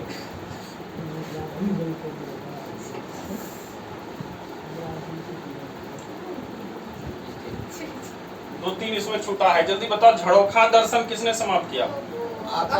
औरंगजेब औरंगजेब तो झरोखा दर्शन भी इसी ने समाप्त किया। तुलादान प्रथा औरंगजेब, है ना। तजिया निकालने का, मुहर्रम मनाने औरंगजेब, सब यही, क्योंकि ये कट्टर मुस्लिम था। क्या था? कट्टर मुस्लिम, ठीक है। और औरंगजेब का नाम बताए थे आलमगीर प्रथम, द्वितीय, मतलब आगे चलेंगे। आलमगीर प्रथम, जिंदा पीर, शाही दरवेश, जी सर, है ना। क्योंकि इसने घोषणा किया था दारुले हर्ब को दारुले इस्लाम, इस्लामी देश, मतलब पूरे भारत को इस्लामिक कंट्री बनाना चाहता था। कौन? औरंगजेब। और औरंगजेब के जो पिताजी थे अब्बा, इस शाहजहां ने एक बताए थे, क्योंकि जब इसको इस्लाम धर्म का देश घोषित करेंगे भारत को, तो इसके लिए बहुत बड़े पैमाने पर लोगों को इस्लाम धर्म में कन्वर्ट कराना होगा। तो शाहजहां ने ही कन्वर्ट कराने के एक अलग विभाग ही खोल दिया था कि जो है हिंदू को कैसे कन्वर्ट करना है, उसके लिए एक विभाग। जाइए वहां पे मंत्र उत्र पढ़ेगा, वो मंत्र तो नहीं है, पढ़ेगा, क्या पढ़ता है? कुरान, क्या कहते हैं? कलमा, कलमा वो पढ़ेगा, तुम इस्लाम धर्म में कन्वर्ट हो गए। इसके लिए एक अलग विभाग, किसके द्वारा? शाहजहां। इसका विस्तार और कौन करेगा? औरंगजेब जबरदस्ती करवाता था, ठीक है। और औरंगजेब के समय बताए थे किस सिख गुरु की हत्या? नौवें गुरु तेग बहादुर। तेग बहादुर, बताओ क्लियर है। और शाहजहां का जो है झगड़ा किससे? सिख गुरु से, हरगोविंद, ठीक है। और गुरु अर्जुन देव किससे? जहांगीर से, ठीक है। किसको आशीर्वाद देने के? खुसरो साहब को। खुसरो बोला था जब तुम जो है गद्दी पे बैठ जाओगे तो उसी को गद्दी से उठा दिया, ठीक है। चलिए आगे देखिए, ये थोड़ा सा उत्तर मुगल काल का बादशाह, ठीक है। देखो औरंगजेब के बाद कौन आएगा? बहादुर शाह। बहादुर शाह प्रथम, इसी को साहेब बेखबर कहते हैं, बूढ़ा बादशाह, याद है कि नहीं? है ना। हाँ, ये बूढ़ा बादशाह है। और इसका नाम क्या था? मुअज्जम। नाम क्या था? मुअज्जम। अब देखिए इसके बाद आया कौन था? जहांदार शाह। और जहांदार शाह को बताए थे लंपट मोल, बताए थे एक नर्तकी थी लाल कुंवर, उसी के फेर में ही था, ठीक है। और ये जो जहांदार शाह देखे हैं, ये जहांदार शाह, फर्रुख सियर, मोहम्मद शाह, ये जो देख रहे हैं इस बीच में, और बीच में दो भी था, एक रफी उर दौला और रफी उर दर्जा, है ना। इस सब को बनाने वाले कौन थे? King maker. नाम क्या था? अब्दुल्ला और हुसैन अली बड़ा। तो अब्दुल्ला खान और हुसैन अली बड़ा को बताए थे किंग मेकर, नृप निर्माता कहा जाता है, राजा बनाने वाला, खुद नहीं बनता है, दूसरे को बनाता है, ठीक है। तो ये देखो जहांदार शाह हो गए लंपट मूर्ख। उसके बाद फर्रुख सियर, और फर्रुख सियर को कहा जाता है घृणित बादशाह। घृणित क्यों? क्योंकि ये चचा जो जान थे इसके जहांदार, इसी की हत्या कर दिया, ठीक है। और हत्या करके खुद गद्दी पर बैठ गया। और सहायता किसने किया? किंग मेकर बनाने वाले। और फर्रुख सियर को इसलिए घृणित कह दिए, कायर बादशाह भी कहे। और इसके बाद दो आए, रफी उर दौला, रफी उर दर्जा, और वो ज्यादा टिक नहीं पाए, वो भी चले गए। और उसके बाद आया मोहम्मद शाह। मोहम्मद शाह को बनाने वाला भी कौन था? अब्दुल्ला खान और हुसैन अली। इसको भी लगा कि हमको भी ये जो है पूरा टर्न करके नहीं देगा, कहा तुम ही को पहले मार देते, ठीक है। तो कहेगा नृप निर्माता को मारा किसने? मोहम्मद शाह। और बताते हैं मोहम्मद शाह की को उपनाम मिला रंगीला, है ना। और ये मयूर सिंहासन पर बैठने वाला, मयूर सिंहासन किसके द्वारा? किसके द्वारा बोल रहे हैं? शासक। तो ये किसके द्वारा होगा? बेबादल खां की देखरेख में बना, ठीक है। और इसमें बताए थे कोहिनूर हीरा भी लगा था। इसको लूटा किसने? 1739 में आक्रमण हुआ था, लेके चले गया कहाँ? ईरान। और नादिर शाह को ईरान का कहेगा। नादिर शाह का आक्रमण किसके समय में? मोहम्मद शाह। इसके बाद देखो अहमद शाह। और अहमद अब्दाली नहीं, गदा कहीं का। ये जो देख रहे हैं ना नादिर शाह, नादिर शाह का ही चेला था अहमद शाह अब्दाली, वो भी आया था, इसके समय में आक्रमण हुआ उसका, अहमद शाह के समय में। और इसके समय में आक्रमण किया तो बहुत लूस खटोस करके चले गया। और इसके समय में ऐसा नौबत आ गया कि सेना को पैसे देने का जो है पैसा नहीं था कि कैसे वेतन देंगे, तो अपना बर्तन उर्तन गिरवी रखा, बेच उच के सेना को पैसा दिया। ऐसी हालत थी। तो पूरा दयनीय स्थिति किसके समय में? कहेगा अहमद शाह अब्दाली का आक्रमण हुआ। अहमद शाह तो नाम देखो एकदम क्लियर है, अहमद शाह के समय, अहमद शाह अब्दाली का। ये तो बोलने का कोई है सब्जेक्ट नहीं। कहेगा किसके समय में बर्तन बेचकर पैसा दिया? ये कौन है? मुगल बादशाह ही है। ऐसी स्थिति हो गई। अब देखो आलमगीर द्वितीय, तो प्रथम कौन था? औरंगजेब। ये आलमगीर द्वितीय है। और आलमगीर द्वितीय के समय क्या हुआ था? 1757, मतलब प्लासी की लड़ाई, है ना। अब प्लासी की लड़ाई इसी के समय, यही मुगल बादशाह था, ठीक है। और इसके बाद देखिए शाह आलम द्वितीय, जिसका मूल नाम था अली गौहर। और शाह आलम द्वितीय के समय में देखेंगे इलाहाबाद की संधि, है ना। अब बढ़िया से दो बार देख लीजिए, संधि हुआ था 65 में, ठीक है। उसके बाद आया कौन? अकबर द्वितीय। देखो अकबर द्वितीय पहला है जो अंग्रेज के संरक्षण में मुगल बादशाह गद्दी पर बैठा, अंग्रेज ने इसको बैठाया, ठीक है। तो अंग्रेज के संरक्षण में राजगद्दी पर बैठने वाला पहला मुगल बादशाह अकबर द्वितीय, है ना। और पेंशनर भी बनने वाला कौन? पेंशन भी इसको देने लगा। और उसके बाद यही दिखाए थे यहाँ पे राजा राम मोहन राय को भेजा था, पेंशन कुछ बढ़वा दीजिए, और वहीं वो मर गए थे, ठीक है। और ये बहादुर शाह द्वितीय या जफर, ये अंतिम मुगल बादशाह है।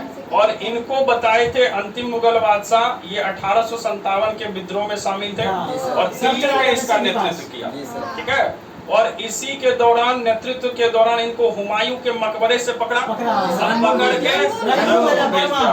और चूंकि देखो 57 में पकड़ा है और 62 में इनकी मृत्यु हो गई। और इनका कब्र कहाँ मिलेगा? रंगून में ही मिलेगा। क्लियर है? चलो, तो ये रंगून में दफन हो गए। क्लियर है? जल्दी से बता दो हमको,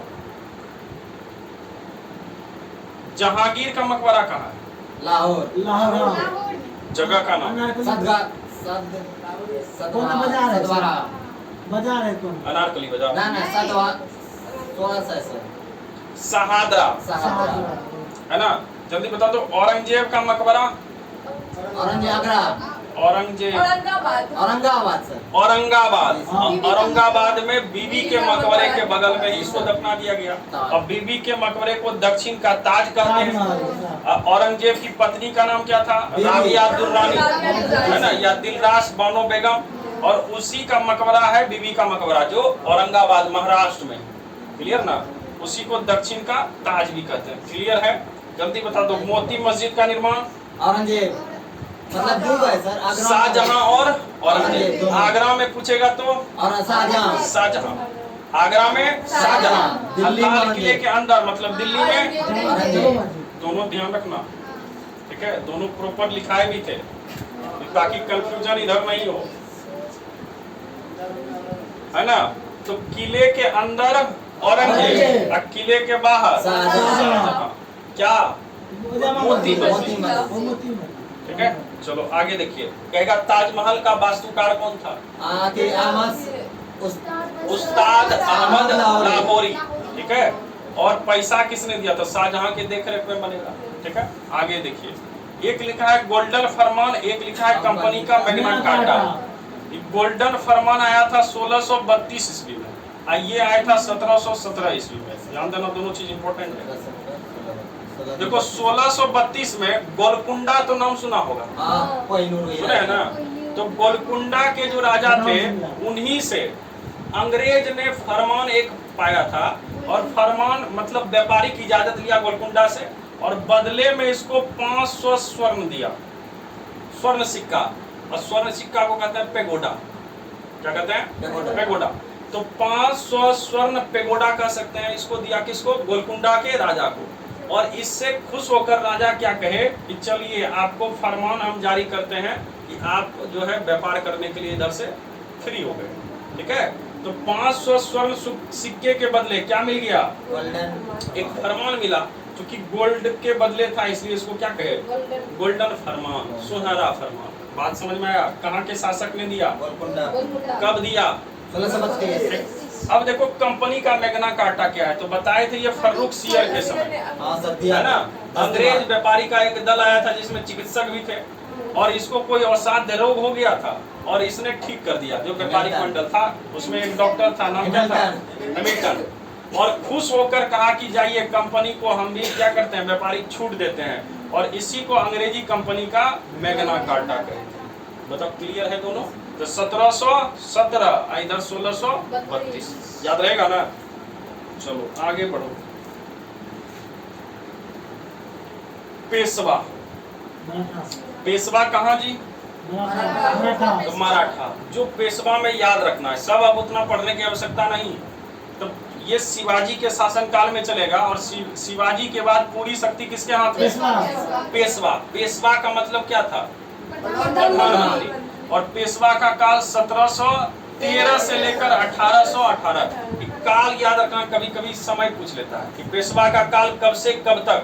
1713 से 1818। अब इसमें पहले पेशवा कौन थे? बालाजी विश्वनाथ, है ना, प्रथम पेशवा।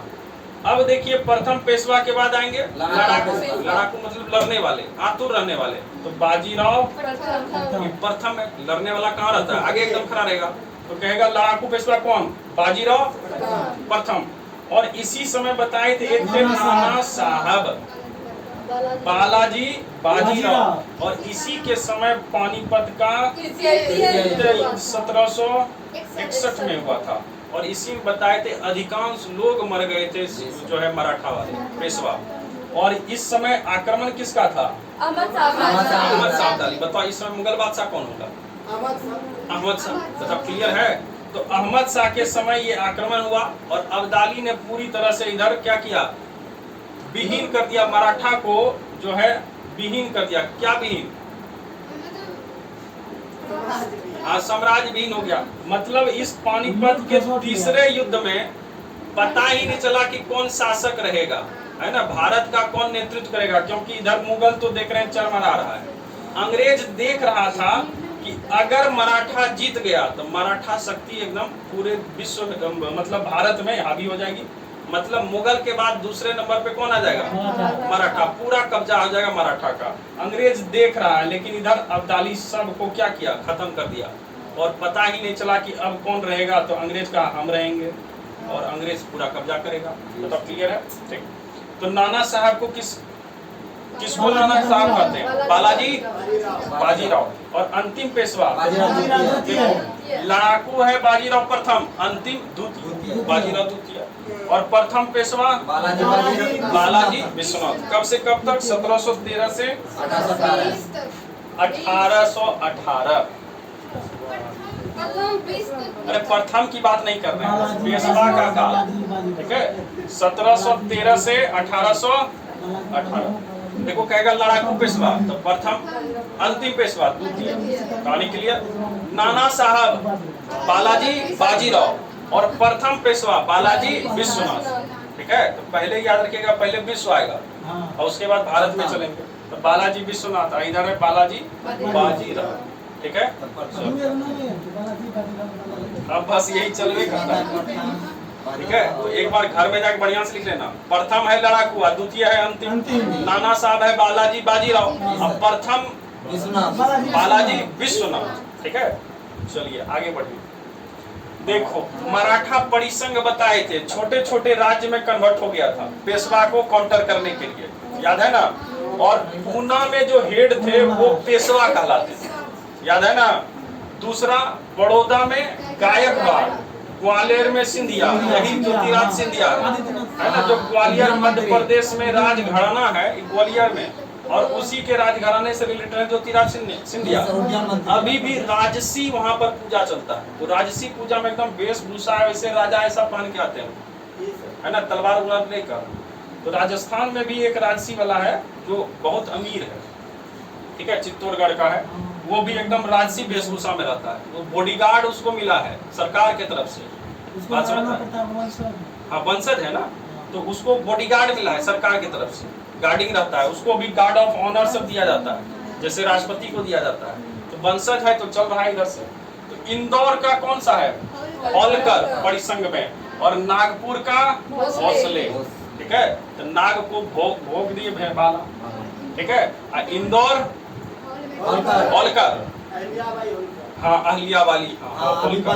ठीक है, और इधर ग्वालियर का सिंधिया, ज्योतिराज सिंधिया याद रखिएगा, मध्य प्रदेश से। बड़ोदरा गायकवाड़, और पूना का तो पेशवा क्लियर। ठीक है, चलो अगला देखो, इम्पोर्टेंट है इधर का।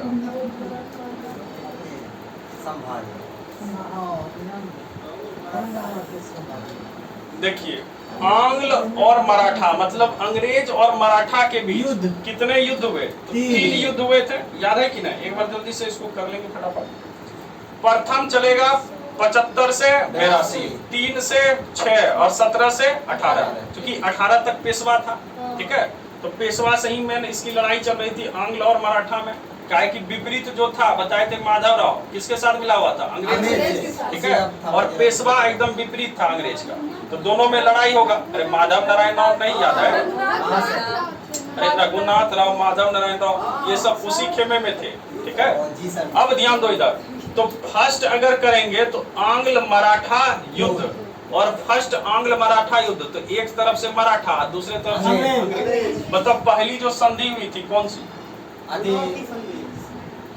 मंगोल की संधि। मंगोल श्रीलंका। जल्दी बताओ, इतना लेट लगाओगे। SDG आ गया।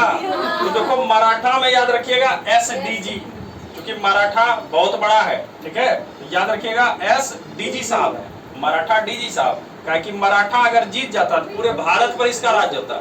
ठीक है, तो S से सालाबाई संधि, D से देवगांव की संधि, D देवगांव द्वितीय, और तीसरा में चलेंगे तो ग्वालियर। और इसमें देखे चूंकि अलग अलग प्रांत है तो अंग्रेज अलग अलग प्रांत से सहमति लिया। ठीक है, इसमें देखेंगे बड़ौदा एक शामिल नहीं था। इसमें जब लड़ाई हुआ तृतीय आंग्ल मराठा वार, तो इसमें बड़ौदा शामिल नहीं था, और सभी इसमें शामिल थे। तो एक तो ये देख रहे ग्वालियर की संधि हो गई। और ग्वालियर की संधि किससे होगी? मराठा अंग्रेज से होगी। ग्वालियर का कौन था?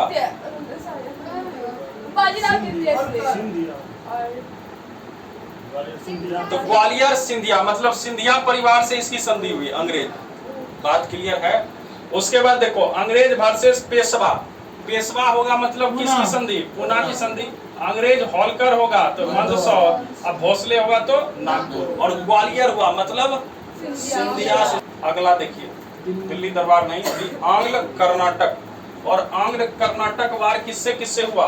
फ्रांसीसी और अंग्रेजों से। हाँ, अंग्रेज और फ्रांसीसी से हुआ था।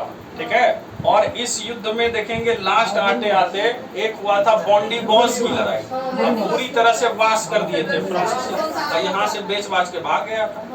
ठीक है, तो कहेगा बॉन्डी बॉस की लड़ाई किससे? 1760। किससे? फ्रांसीसी से। अब देख लो कौन कौन युद्ध हुआ है। तो प्रथम, द्वितीय और तृतीय 3 युद्ध कर्नाटक से चला है, जिसमें तुमको याद बताए थे APP, याद है कि नहीं? पहला जो युद्ध चला था इसमें बताए थे कि उत्तराधिकार किस कहा? ऑस्ट्रिया के क्षेत्र में देखे थे उत्तराधिकार को लेकर युद्ध, और जहां वहां रहता था वहां युद्ध अगर चल रहा है तो यहाँ भी युद्ध हो जाता था अंग्रेज और फ्रांस में। यहाँ भी फटाफटी मार दिया। और इसमें बताए थे संधि सापेल की संधि, है ना, या एक्सला सापेल की संधि। दूसरा देखे थे ये जो हुआ था कि पहला जब जीत गया तो इसको लगा कि दूसरा तो आसानी से जीत जाए, और डुप्ले का यहाँ देखे थे महत्वाकांक्षा बहुत बढ़ गया, मतलब घमंड उसको हो गया। और इसमें देखे कि डुप्ले इस बार हार गया, बहुत बेइज्जती हो गई फ्रांस की, और कहा कि तुम वापस आ जाओ, यहाँ आने की आवश्यकता। और इसमें कौन सी संधि? पेरिस की संधि। क्लियर है? अगला देखिए कौन सा, थर्ड तीसरा। और तीसरा में क्या था जी, तो सप्तवर्षीय युद्ध चल रहा था इस समय 7 साल में। यहाँ 56 से देख रहा है 63, 7 साल का युद्ध था, गृह युद्ध चल रहा था यूरोप में।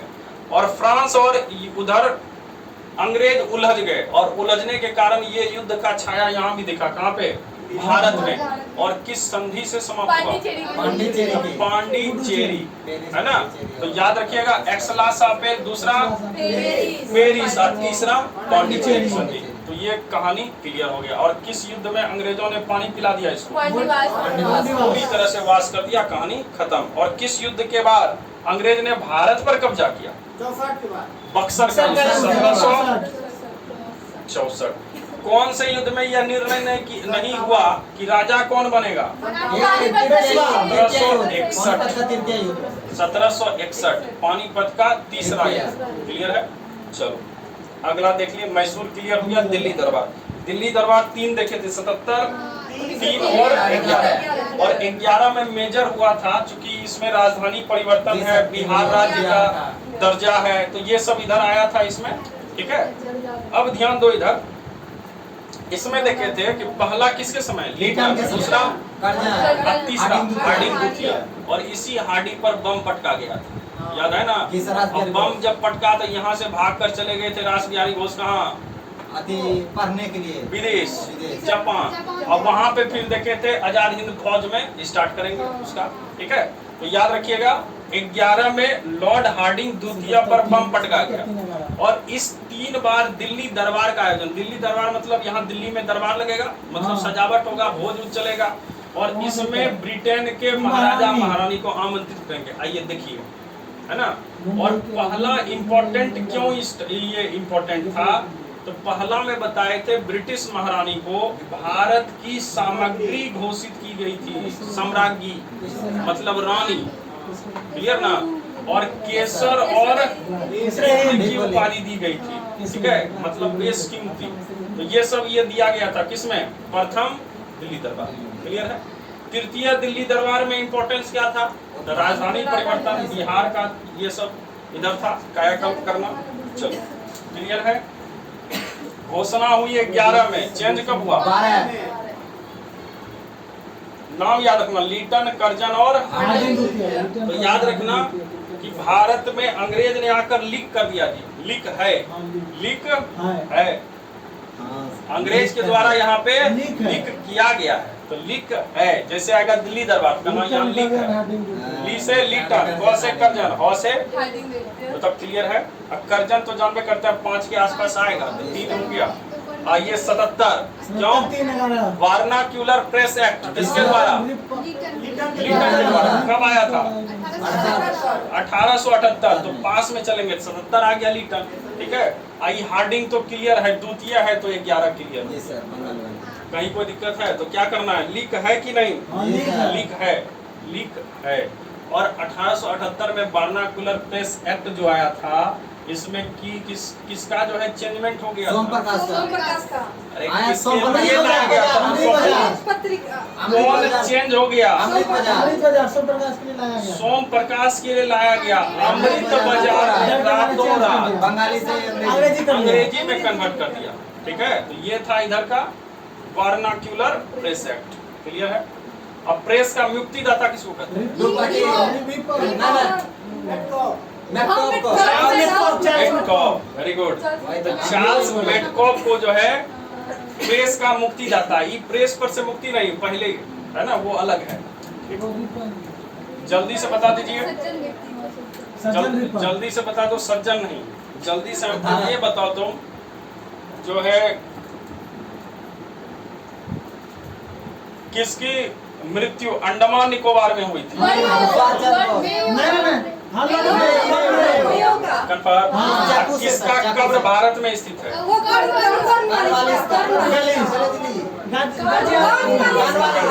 क्लियर है, कहाँ पे है, उत्तर प्रदेश के गाजीपुर, गाजीपुर। अब ध्यान दो इधर जल्दी से, 1857, 1857। अब 1857 में क्या क्या हुआ था जी, जल्दी बता दीजिए। रोटी का कमाल था अपना चीन। चीन था। हाँ तो देखो इस समय क्या होगा, तो इस समय चर्बी और शुगर। गाय और सुअर की चर्बी का अब्बा फैल गया इसमें है, ठीक है, और उसी का विद्रोह में ही घटना चल गई, ठीक है। और इस समय जल्दी बता दो भारत के वायसराय कौन थे? Canning, Lord Canning. Lord Canning, ठीक है, क्लियर। ये क्वेश्चन पूछता है कई बार, इसलिए ध्यान दीजिएगा। अब देखो इसमें कौन कौन जगह पर विद्रोह हुआ, उसको दबाने वाले कौन थे और विद्रोह के नेतृत्वकर्ता कौन थे, ये तीनों चीज ध्यान रखना। बता दिल्ली में कौन था? क्लियर है। इसको दबाने वाले तो अनाउंस करवाए थे निकल, है ना, निकल कहाँ से निकल? हुमायूं के मकबरे से निकल, वहीं से पकड़ा था, तो निकलसन और हडसन। दूसरा देखो लखनऊ, तो याद रखिएगा बेगम हजरत महल, कॉलिन और कहा कि कॉलिन लगा के साफ कर देते हैं, कहा कि 57 में बहुत गिना गया, भारत गिना गया, ठीक है। तो कहे लखनऊ में, चूंकि लखनऊ को क्या कहा जाता है? नवाबों का नवाब शहर, अच्छा है। तो कॉलिन कैंपबेल ये दोनों मिलकर साफ करने लगा, ठीक है। कानपुर में बगले में था काना मतलब नाना, ठीक है, काना मतलब नाना साहब, और एक थे तात्या टोपे, ठीक है, तात्या टोपे इनके सेनापति थे, कॉलिन और कैंपबेल थे। झांसी की रानी ये फिल ह्यूरोज, किधर गया नाम, क्या है? फिल ह्यूरोज, ठीक है। और इस समय झांसी की रानी या तात्या टोपे यहाँ से बच के यहाँ भी आ गया था, तो यहाँ भी चला। तो झांसी मतलब ग्वालियर, ये ग्वालियर मध्य प्रदेश, झांसी ये उत्तर प्रदेश के सीमा पर स्थित है, ठीक है, और ग्वालियर तो मध्य प्रदेश वाला हो गया। तो इन पूरे क्षेत्र पर झांसी की रानी ने नेतृत्व किया विद्रोह का, और शहादत हो गई, क्लियर है। और इनको शहादत वीर गति, और इन्होंने लिखा था कि इतने व्यक्ति से लड़े, लेकिन लगा कि किसी महिला से नहीं लड़ रहे हैं, किससे लड़ रहे हैं? पुरुष से, है ना, हाँ, वीर योद्धा से लड़ रहे हैं, इन्होंने अपनी आत्मकथा में लिखा है।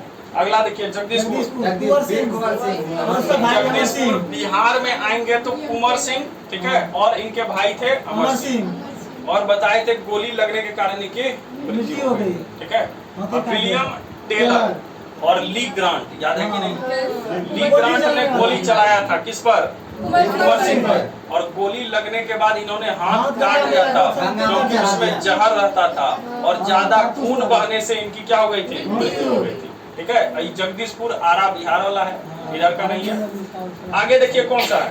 फैजाबाद, और फैजाबाद में मौलवी अहमदुल्लाह, इधर था नेनौड, है ना। इलाहाबाद में लियाकत अली और कर्नल नील, ठीक है। अब बरेली में खान बहादुर खान, विसेंट आयर या नायर, कहीं कहीं आयर भी लिखा रहता है, हम भी शायद आयर लिखा है, इसमें नायर हो गया। पटना में बताए थे पेपर विक्रेता थे, ये भी शामिल हो गए। अब विलियम टेलर, मतलब बिहार में विलियम टेलर के द्वारा, ठीक है। इलाहाबाद में कर्नल, दिल्ली और लखनऊ में कॉलिन कैंपबेल, कानपुर में कॉलिन कैंपबेल, ठीक है। दिल्ली में निकलसन और हडसन, दिल्ली में निकलसन और हडसन, क्लियर है। चलो आगे बढ़े। ये देख लो विद्रोह को किसने क्या कहा। देखो सैनिक विद्रोह किसने कहा कि ये सैनिक विद्रोह था?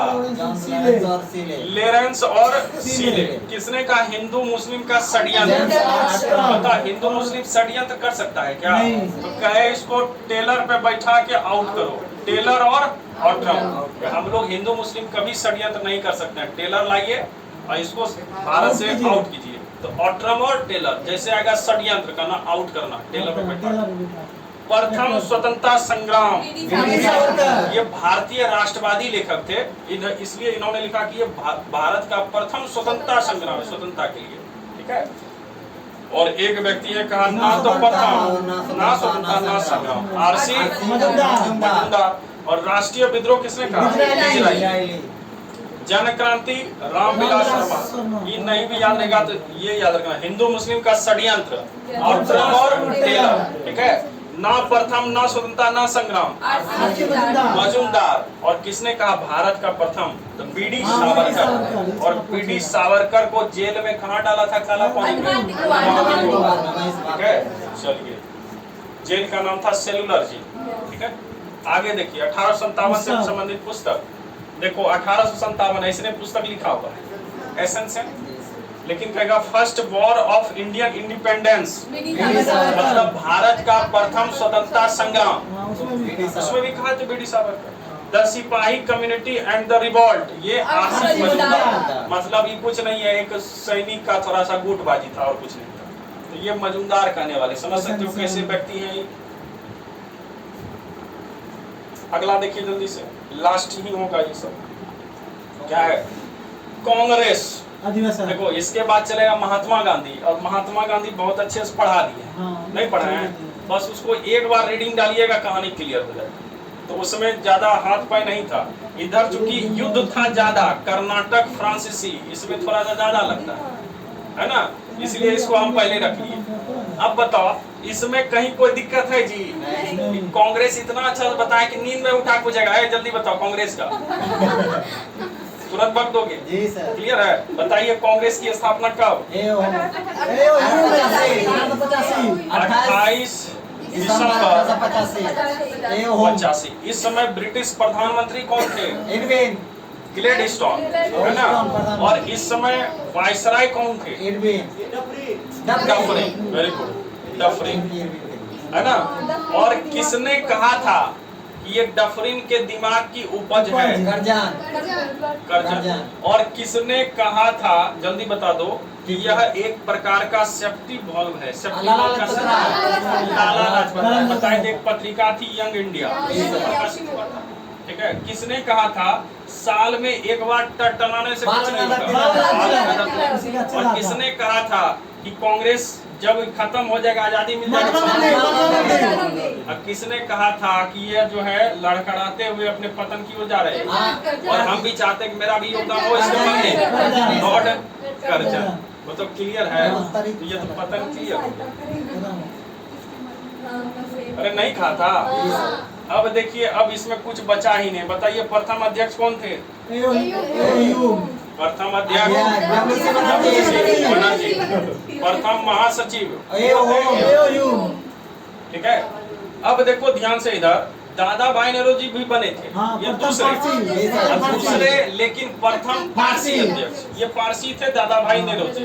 कहेगा प्रथम मुस्लिम अध्यक्ष बदरुद्दीन तैयब जी। प्रथम ईसाई अध्यक्ष ईसाई अंग्रेज। तो देखो ध्यान रखना, थोड़ा सा सुनेंगे। 3 अंग्रेज थे। कितने अंग्रेज थे? 3। और 3 अंग्रेज 4 बार इसका अध्यक्षता किया। और इसी अंग्रेज को देखकर कहा गया बंकिम चंद्र चटर्जी ने, यह अल्पमतों की सरकार है। किसकी सरकार है? अल्पमत का, ठीक है। अब देखो कौन कौन था अंग्रेज? 4 अंग्रेज बनाया था, जो कि 2 बार अच्छा 4 था। अभी देखते हैं, यहाँ देखो पहला है जॉर्ज इलो, दूसरा है बेडरबोल, और तीसरा है सर हेनरी कॉटन, है ना, कॉटन।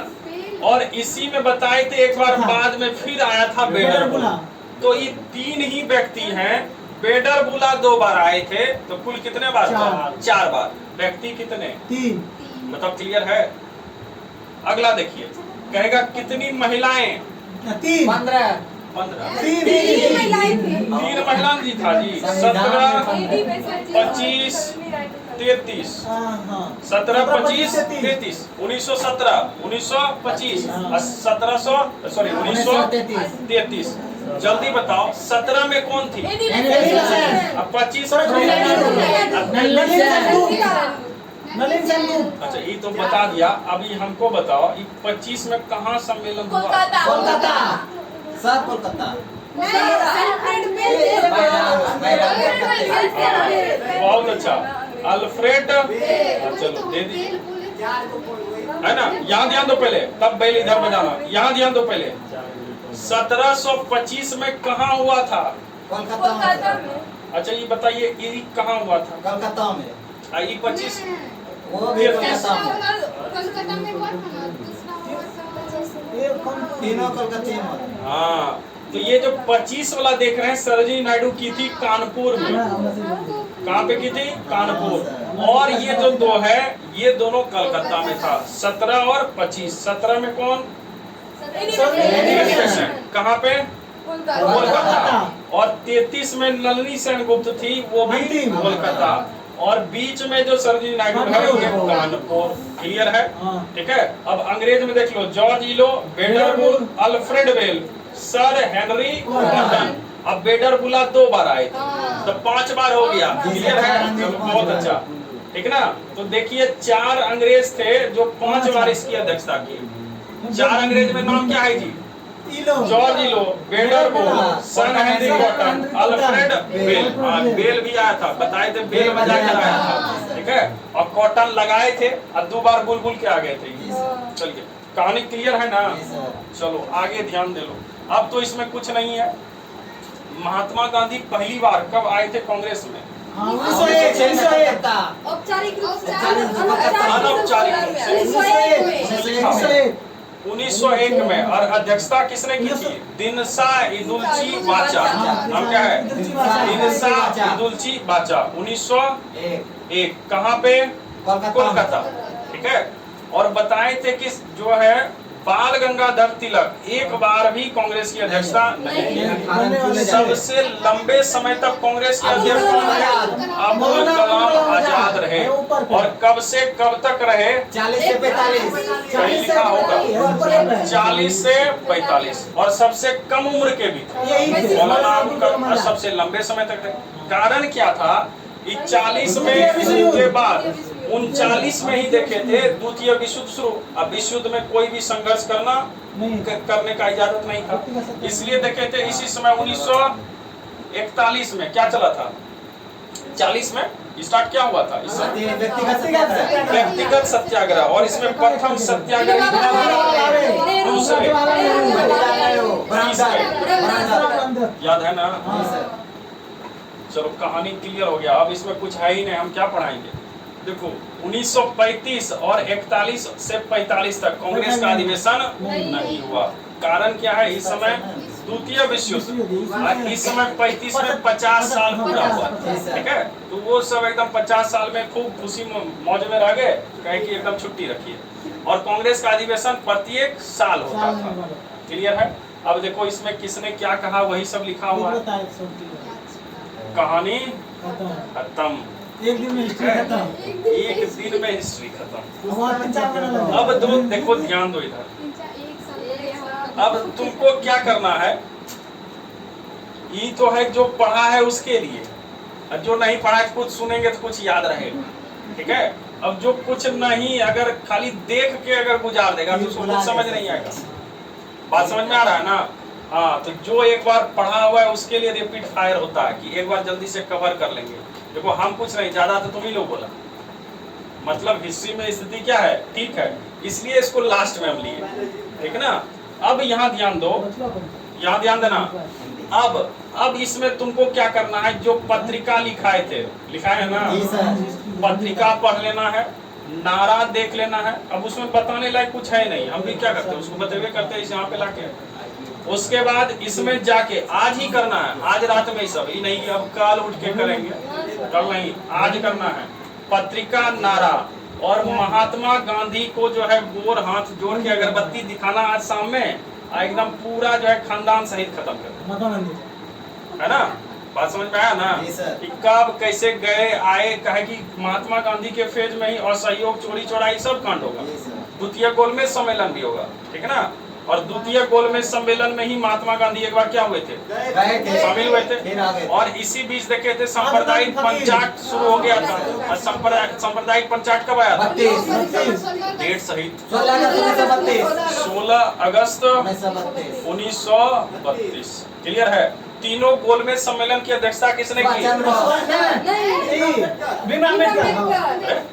तीनों गोलमेज सम्मेलन की अध्यक्षता किसने किया? पहले सुनो, पहले ध्यान से सुनो। गोलमेज सम्मेलन कहाँ होगा? ब्रिटेन। ब्रिटेन का व्यक्ति करेगा। अम्बेडकर भी नहीं खाते। मैकडोनाल्ड, नाम क्या था? मैकडोनाल्ड। और तीनों गोलमेज सम्मेलन में कौन भारतीय सम्मिलित हुए? अम्बेडकर। क्लियर है? हाँ। चलिए, आज गोलमेज सम्मेलन में कहेगा महिलाओं का प्रतिनिधि किसने किया? सरोजिनी नायडू। तो सरोजिनी नायडू। Annie Besant. ठीक है, कौन? Annie Besant. क्लियर है ना? ये सब ध्यान देना। एनी बेसेंट भारत कब आई थी? 1893। एक बार जल्दी से महात्मा गांधी के पुत्र का नाम बता दो। हरिलाल।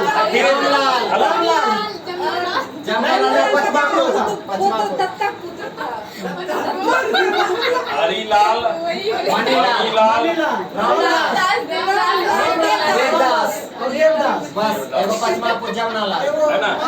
हरिया ने मणिया को रामदास से देवदास बना दिया। इतना ही पीता था। ठीक है। और हरिलाल, मणिलाल, रामदास, देवदास, ये 4 पुत्र थे। और एक दत्तक पुत्र,